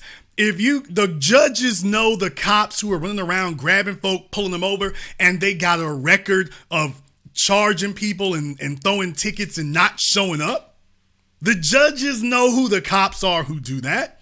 Every judge in every city and every county in America knows, oh, this is Officer Davis. Yeah, everybody knows his rep. He's the guy who goes around arresting people and booking them, and when they fight the charges, he's not here. See, if you don't show up for court, they go send somebody to come get you. If you don't show up for court, here's the crazy part. If a police officer don't show up for court, I'll be damned. Most courts in America are on top of the damn police station or right next door to it. You could literally tell the bailiff, hey, take your ass down the hallway and go get Officer Davis. He could literally go down the hallway and call 911. Yeah, hey, can you tell Officer Davis he need to drive his ass up into the courtroom? No, sir. Put down the donut and the coffee. You need to be down here in the courtroom. Call his sergeant, call his lieutenant. Hey, you supposed to be in court right now. We're going to postpone court for 30 minutes to give you enough time to get down here. You supposed to be in court today. There is a citizen that you have accused of something and he wants his day in court, and damn it, you gonna be here. How the hell is he still on the damn payroll? He ain't showed up for court and here the judge is, oh well, charges dismissed. Wait a damn minute. Wait a damn minute. When they talk about crime stats, that's a one-man crime wave. He's going around arresting people, detaining people, cuffing people, booking people, at the very least sitting up here hemming up citizens, and oh well, he didn't show up for court. Dismiss me ass. He's out there right now giving somebody else some illegal police work right this moment. While we sitting here in front of the judge, oh well, he didn't show up today. Wait a minute, it don't work like that for us. You get charged, you don't show up, bench warrant. If you get charged and you don't show up, bench warrant. The police can do this to you all damn year, and oh well, he didn't show up. Where are we doing this at? So it really puts you in a position that if you don't hire a lawyer or something to pursue it as a civil matter, now it gets even worse. Here's the problem. It doesn't cross over into the area of criminal. But if you did the same damn thing, it would be criminal off the rip. Thank you very much for giving us a call. Let me get caller area code 210. You're on live with the Black Channel. What's your name? Where you calling from? Hey, what's up, Jason Black? This is Melician from Central Texas. Okay, Melician from where at in Central Texas? I'm in San Antonio, sir. Okay, what's on your mind? Hey, I just wanted to say something real quick right here. I was wondering if we could talk about the gangs within cop and law enforcement. They don't get talked about too much. They talk about, the street gangs. They got gang units. As you spoke about with the K9 units. They got all these different units, but we never really hear a lot about the gangs within law enforcement, the banditos. I think in L.A. County, they got like 5 different gangs that they made a report about. But if you look in Texas, you look in East Coast, you look, over in Florida, you can't find any of these cop gangs that need to be exposed. Well, they do know. Just wondering what you thought about that. That's the real thing is Los Angeles, the Los Angeles Sheriff's Department, they're just the worst offenders. New York City, Philadelphia, go take a look at what happened to Move. The whole damn police department and the system were in on that. So you're right in the regard that, Los Angeles has been the worst offender. Oh, no, they're far from the only ones. They're far from Miami. Exactly. They're far from the only offenders we talked about. But then again, we talked about this for decades. The Ku Klux Klan just took off the robes, and folks say they joined the police department. They were already there, so they literally didn't have to do anything. Thank you very much for giving us a call. Let me get caller from area code 510. You're on live with the Black Channel. What's your name? Where you calling from? It's August from Oakland. I call Arthur. Okay, August from Oakland. Hello? What's on your mind? Yeah, so I noticed when the incident, the video first came out, from day one, it was already in the white media that this was the worst video ever. It was worse than Rodney King, subconsciously trying to put it into the masses that this incident that involved black officers, as much as scumbags as they are, to me, in my opinion, that's not the worst tape. I've seen too many tapes of people getting shot 15 times and you know, putting their hands up and still getting shot, kicking in the door and just bam, bam, bam. Maybe I'm desensitized a little bit. Well, no, but here's this wasn't the issue. the worst video. Here's the issue. The issue is there ain't a competition between them. Think about this for a moment. Well, think about this for a moment. Let it digest for a moment. Jewish people don't compare concentration camps. They don't say that Dachau, Treblinka was worse than Auschwitz, Birkenau. They don't compare concentration camps. They don't. Right. It doesn't Mr. matter. Black, It doesn't matter who got killed, how many more people got killed in one or another. So where we're concerned, the shooting of Tamir Rice that took half a second is on the same level as Rodney King, Walter Scott, Eric Garner, Terrence Crutcher, Philando Castile, Tyre Nichols. It's on the same level. We shouldn't make any distinction.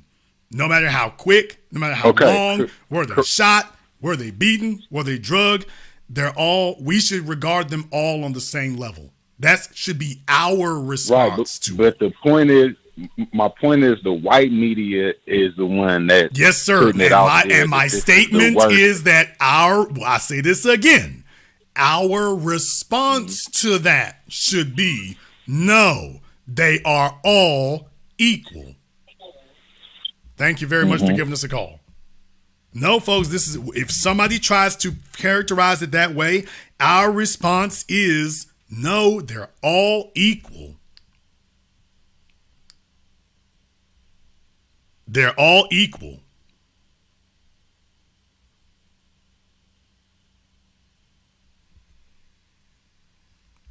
Let me get caller from area code 917. You're on live with the Black Channel. What's your name? Where you calling from? It's not me. Like, I do the 917, but like I see 646, but I'm not. Caller from area code 732. You're on live with the Black Channel. What's your name? Where you calling from? Brother Black. This is Corey from Newark, New Jersey. Corey from Newark, what's on your mind? I just wanted to reply to what you said earlier about how the police, they have off code brothers, I should say, brothers that attack us in our communities. And here in Newark, we had a cop by the name of Whitehead, and every time Whitehead would come on the block or come in the neighborhood, you knew you had to get away. You knew you had to make it somewhere, and it didn't even matter if you got somewhere where it was. So you mean you had a black cop named Whitehead? Named Whitehead. He was a mixed brother. Okay. You could tell he was mixed because he was light skinned. But this guy, he would terrorize the neighborhood. He would come around, even if you was in a crowded area. If he picked you out, then there was going to be some damage done to you. And this one particular point, I was 14 years old, and me and my friend were just walking to the corner store, and two white officers jumped out the vehicle, cut across traffic, jumped out the vehicle, and put guns to our head at 14. And we had our hands up, and the one who had the gun to my face, he was shaking. His hands were shaking, and all I kept saying was, "Sir, officer, can you please take your gun away from my face?" I had to repeat that at least 4 or 5 times. Can you please take the gun away from my face? Because if I would have made any sudden movement, I wouldn't be on a call tonight. So this is our reality. This is not something new. I have two sons. I taught my sons at the age of when they began to first get their license, their permit, how to react to when they're getting pulled over, their body movements, ask questions. If the police ask you for your license and registration, You asked the question, sir, I'm reaching into my glove box. Do I have permission to reach into my glove box? Because if you just make a move, any type of reaction, and just do what they're asking you to do, they could put one in you. So I wanted the young people in our community, young black men in our community, to understand this is not something new what's going on in our community. Yeah, that's the point I wanted to make, is that I was listening to the eulogy and things, and folks, I know it can be, you kind of get stuck in a mode where it's like, okay, as soon as you see these folks here, you're not listening anymore. So it's just like, okay, as soon as they show up, tilt, and it's like, okay, we ain't listening. And I'm just saying, we don't do ourselves any favors to not think critically about it. Just because Al Sharpton showed up, I'm like, I know a lot of you think I don't disregard anything that anybody says out of hand. We have no permanent friends. We have no permanent enemies. I don't disregard anything out of hand. So if something like this happens, I'm going to listen. I'm going to listen objectively. Now, so that's what I want to let you all know. I wouldn't be doing my job as the black media if I didn't actually listen to what they had to say. We have to actually listen to what they have to say. We'll hear that out. So in Kamala Harris's case, you sat there babbling. You didn't say anything. That was your point. Reverend Al's case, he actually had a point. Now, whether or not he meant it exactly the way that I do, I can't say that necessarily, but I will say it's a very good point, and it serves us well to think about that and keep that in mind.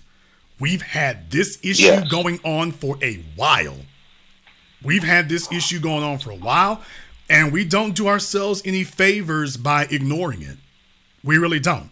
Because if we do that, then what are you telling them? Hey, that's the Obama strategy. Get a black face. Next thing you know, hey, we're hiring 1,000 new black police officers. And next thing you know, they hired them and things is going down more than they ever did. So they're looking to see if we leave an opening where they can shove through a new strategy. They're looking to see if there's a strategy they can use that they can shove through. And if we leave ourselves vulnerable at all, they're going to use it. They're just waiting to see, are we paying attention? Is there something we can do? Is there anything we can do that will make that happen? Thank you very much for giving us a call tonight. Let me get a caller from area code 540. You're on live with the Black Channel. What's your name? Where you calling from? Hey, what's up, man? This is Thaddeus calling out of Stanton, Virginia. All right, Thaddeus, what's on your mind? I've been listening to your show. Yes, sir. The caller that called from my home state, he got that from a documentary that I watched, where black police officers and some other non-white police officers actually said that on record, that when they were with their white counterparts or their white partners and whatnot, they were telling them, this is how many stops you got to get today to meet this quota. So when I heard him say that, I'm like, yeah, I understand that. But what's going on with black people mostly is we're being targeted for economics that don't benefit us. And if you notice, as Al Sharpton said in the funeral, if this was they would have not beaten a white guy the same way they beat this black dude. And it's really about power. Black people don't have power to stop this shit. We don't have the power to stop this reality. We are still begging the Democrats and Republicans to solve this problem. They on the same side. No different.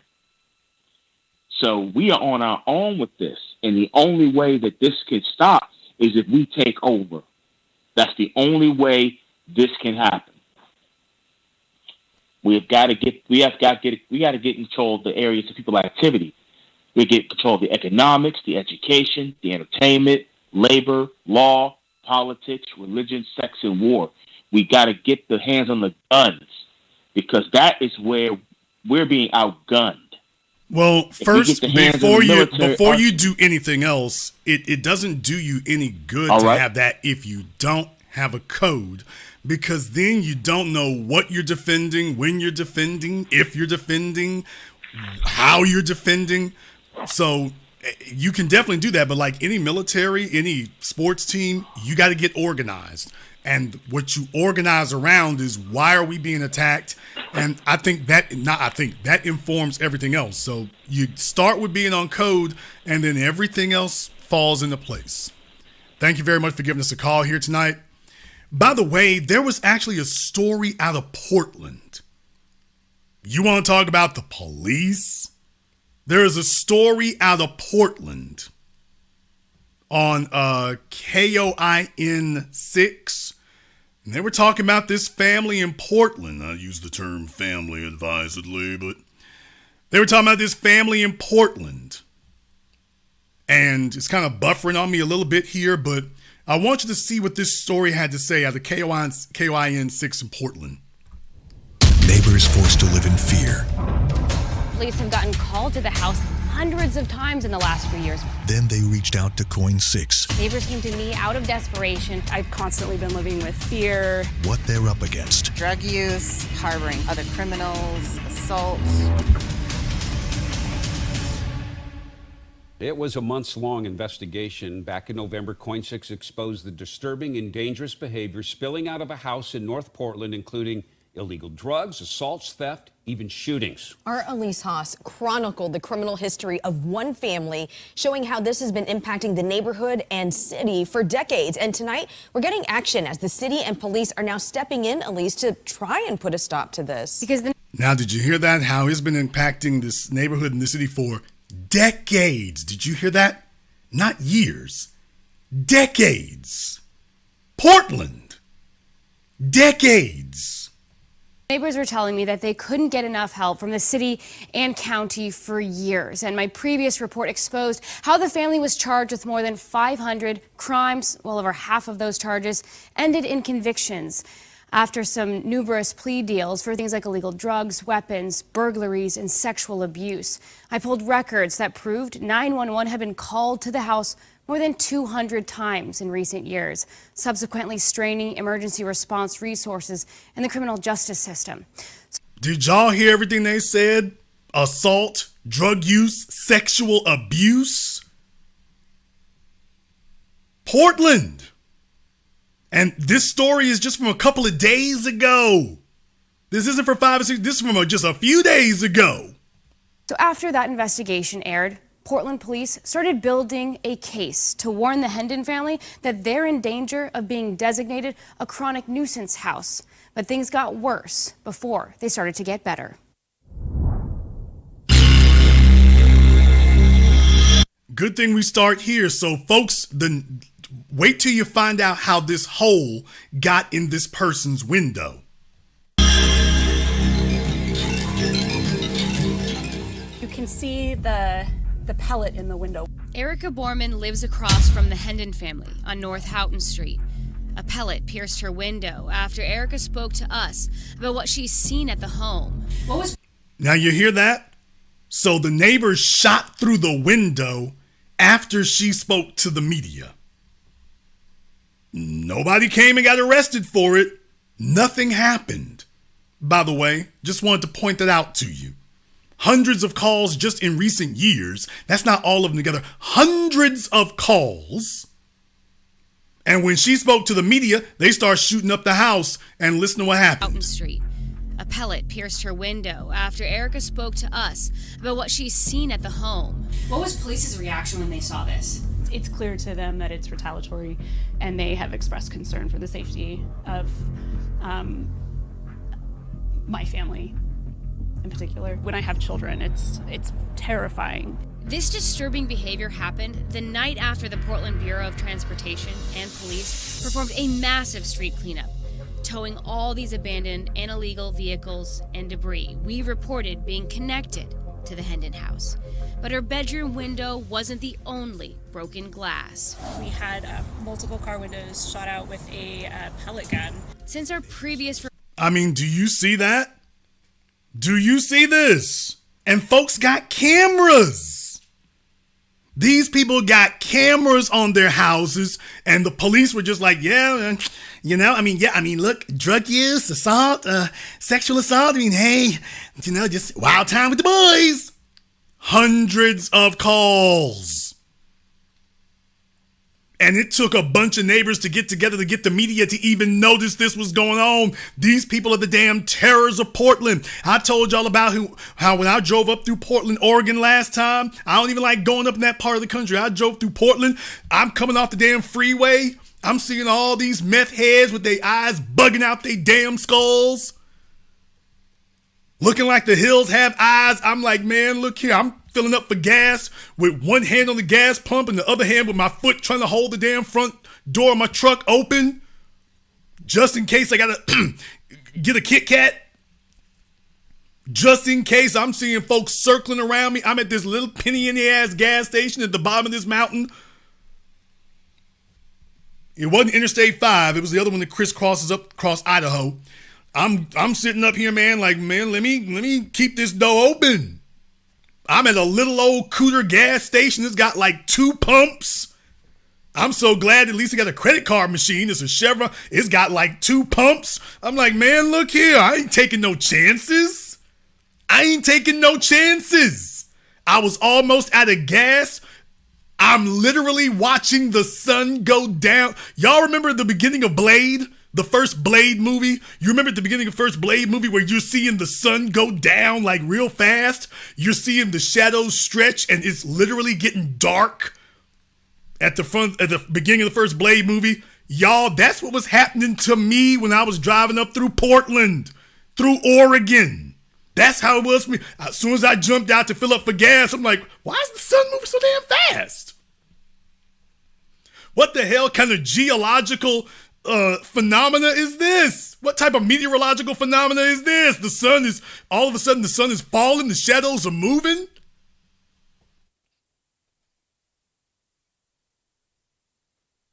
I didn't even look at the GPS. When I left the gas station, I just broke for the first street that didn't have a traffic light.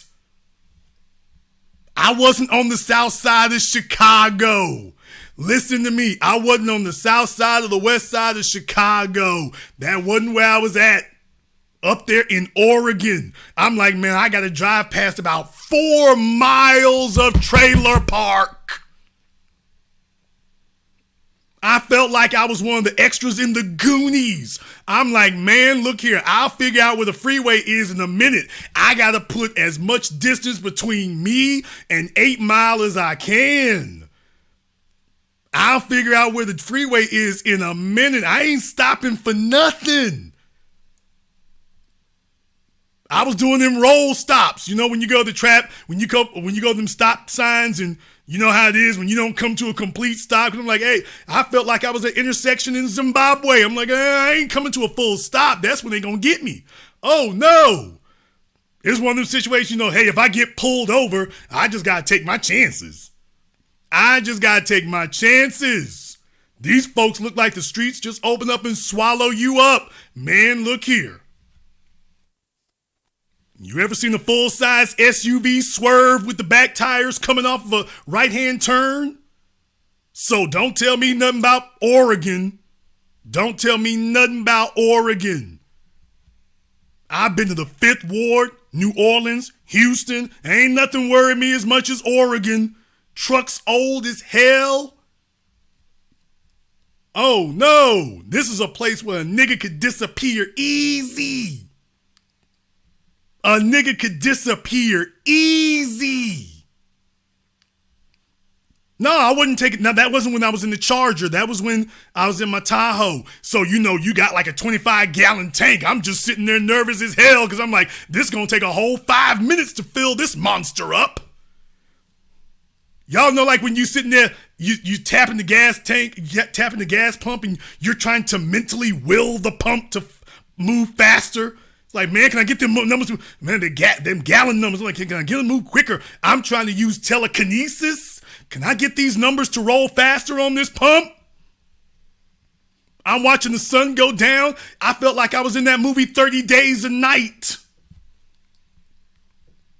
I'm like, man, look here. Let me hurry up and get out of here before the vampires show up. They already circling. What was that Denzel Washington movie? The Fallen? Whatever it was. I'm like, okay. We know who you are. I'm spinning around. Oh, let me get up out of here. Car windows shot out with a pellet gun. Since our previous report detailing the extent of the ongoing alarming issues stemming from this property, neighbors say police have increased patrols in the Kenton neighborhood. It's really helped us get some movement and attention, and it's been really validating for the experience, because we sort of have felt alone in this and how bad it's gotten and continues to be. And the story really illustrated how bad it really is. Our news coverage also got the attention of leaders in City Hall. I'm here today along with several of my neighbors to ask for your attention and action in helping us restore peace and safety to our neighborhood and the Kenton Community Garden. City leaders have now met privately with the neighbors on Houghton Street about how the city intends to restore a sense of safety to a block that's been living in constant fear of the people living next door. I felt like we were heard. And now Portland police have built a case on the Hendon house, recently serving them a letter warning they're at risk of being designated a chronic nuisance property after PPB recorded 3 nuisances within 30 days for theft and offensive littering. As a result, authorities have given the family 10 days to meet with officers and fix the problems, or else face further action. So police have served the Hendons a nuisance warning late last week. The owner of the home, their mother, Carol Hendon, is dead. So if the remaining occupants are uncooperative, police can eventually go to the city attorney's office to seek further legal action. The owner of the home is dead. Let me say it again. The owner of the home, Ma Barker, is dead. These are all her kinfolks and skin folks still hanging out. And they've been allowed to rampage for years. They dealing drugs, they on meth, they're assaulting people, sexually abusing folks, and it takes the media to show up for somebody to say something. They're waiting for the media to show up for somebody to say something. In the chat room, Mal Birch, I don't know what you're talking about. It's illegal in Oregon to pump your own gas. Wasn't nobody there to pump mine. I don't know what the law is in Oregon there. I know in New Jersey, wasn't nobody there to pump my gas.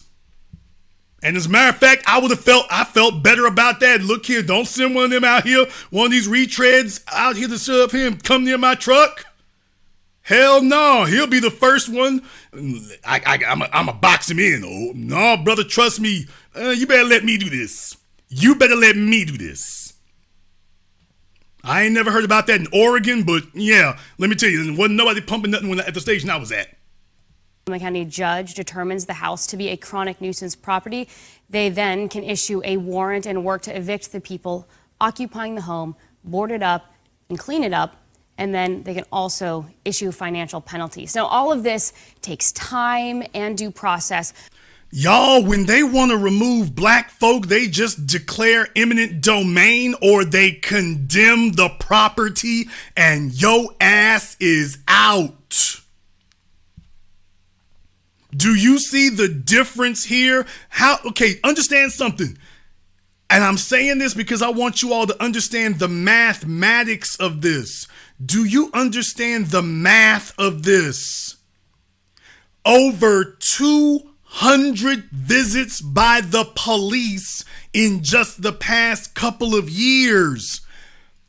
You got the police come to your house hundreds of times and not a single person got beat, shot, messed up, disabled. Do you understand that?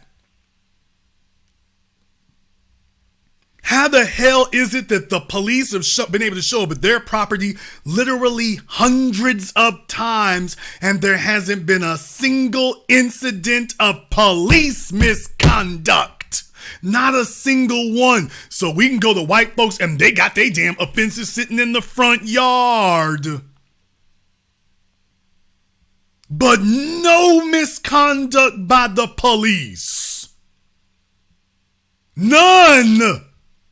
How is that mathematically possible?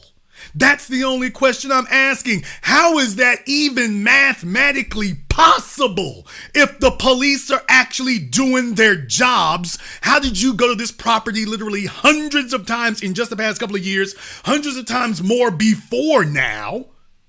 Because the reporter really is just stopping at the last couple of years for that hundreds of times, and not a one?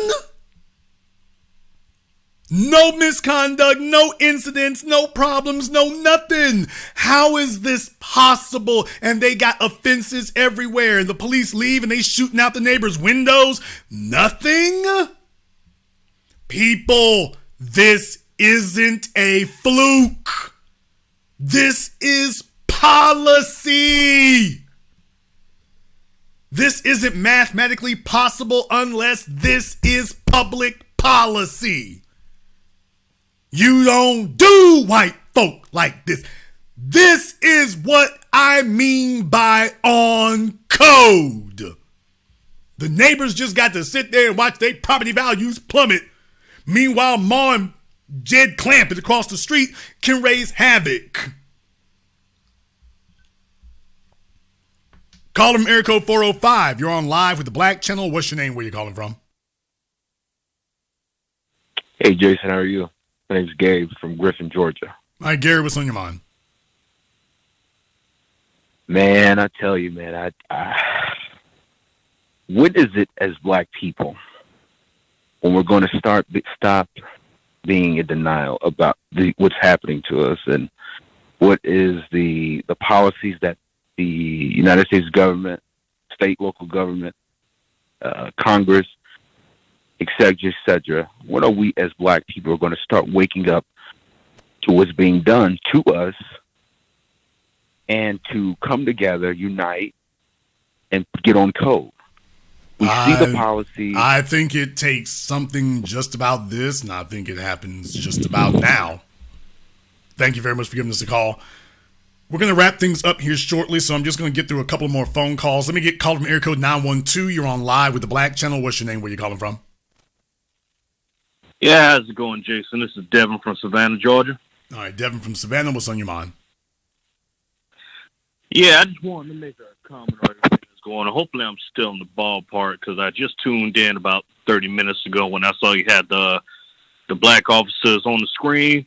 And from what I was getting from the whole thing is like, it doesn't matter whether the cops are black or white. They're pretty much still a part of the same group. They're still going by the policy, and they're trying to uphold the policy. And I want to actually give an example.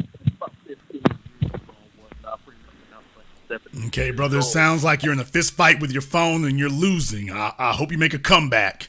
Let me get caller from area code 708. You're on live with the Black Channel. What's your name? Where you calling from?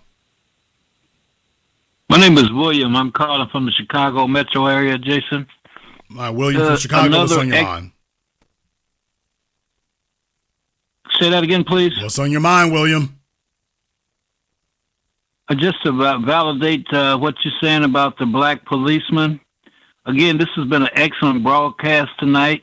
You dotted all the I's and crossed all the T's on the situation in Memphis. I grew up in a little racist enclave called Danville, Illinois, and we had a couple of black policemen in our town. At one of them, at the end of his career, his own police department set him up and said he stole some police radios. Like Neely Fuller says, when they get through with their tools, they break them. Just this past Saturday, we buried the second one. He was buried this past Saturday, and he killed one of our friends that we grew up with, his mother, you know? So you're exactly right about these black policemen in different parts of the country that are the coons and the tools for the white establishment to ride roughshod on the black community. Well, definitely when they get ready to get done with you and stuff, they're going to pull out all the stuff they've been covering up for you all that time. And then that's when they're going to drop it on you. Thank you very much for giving us a call. By the way, the Memphis police chief, she's not going to be any different. She's not going to be any different. Take a look at how long she's been there, and nobody said anything about her until this incident. What she was doing covering up for pedophiles back in Atlanta, that nobody said anything about that until this incident. So what does that tell you? They're like, okay, if you want us to get a black police chief, we'll go ahead and get the black police chief so long as we know how we gonna get him out of here. The only reason they let her in was because they knew how they were gonna get her out. So if the day came where she was off code, y'all gotta understand that all these so-called black police chiefs, somebody got something on you. They're only letting you up the ladder because they got something on you. They're like, you ain't gonna be squeaky clean. You ain't gonna be squeaky clean. No, we gonna have something on you. We gonna make sure before we even get started. Before we even get started, we already got dirt on you. So if you ever get out of line, you ever do something wrong, you know we already got your number. So you better pull the water, you better pull the weight. These other folks don't know what's going on, but we do. So we gonna be ready for you. And y'all just see she ain't said nothing to nobody about nothing. She been quiet as a field mouse. She ain't said nothing. That's how she got her position. They chose her because they got the goods. They didn't hire her and wonder, maybe we should find something on her. They like, find something, somebody we got something on, and then we can let them in. Find somebody we got something on, and then we'll let them in. She'll be a placeholder. Everything will be cool. We can put to enforce all the policies we want to. Everything will be cool. Everything will be great. Everything will be fine.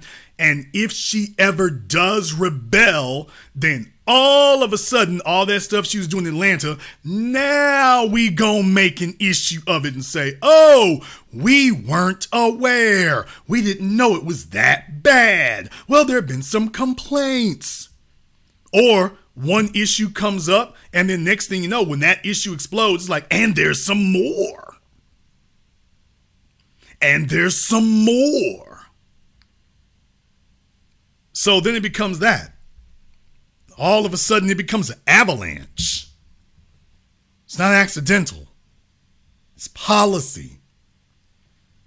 That's the only point I'm making to you, is that it's not accidental. It is policy. And going forward as black folk, the Tyre Nichols case should be a reminder to us. Brothers and sisters, I held this broadcast tonight for it to be a reminder to us to not go for political theater or babbling and saying nothing. Sometimes these would be unpleasant things, but we have to face one reality. Brisbane is still alive. That is my whole point. Brisbane is still alive. He's still out there. He's not alone. And we better understand that as well. White supremacy has white operatives, but they got black operatives too. Brisbane is still very much alive. And the job isn't done until we've weeded out all of them. The job isn't done until then. And even after then. We're going to go ahead and wrap up this program here tonight. If you are new here to the Black Channel, welcome to the haven of intelligent black thought. We do this every weekend. Click that red subscribe button. Click that yellow notification bell. Join us each and every time we're here. If you haven't been to our website, blackchannelfilms.com, you want to go there and check out our groundbreaking best-selling documentary work, 7 a.m., Gentrified, Race War, all available on DVD and streaming. Go to blackchannelfilms.com. That is blackchannelfilms.com. I want to thank all of you for joining us here tonight. Big shout out to everyone who has contributed to support tonight's program on PayPal, CashApp, Super Chat. Thank you very much for your support. And this concludes tonight's broadcast of The Black Channel. I am your host, your brother, your humble servant, the Black Authority. And until next time, my brothers and my sisters from around the world, remember, black is the future and the future is on code.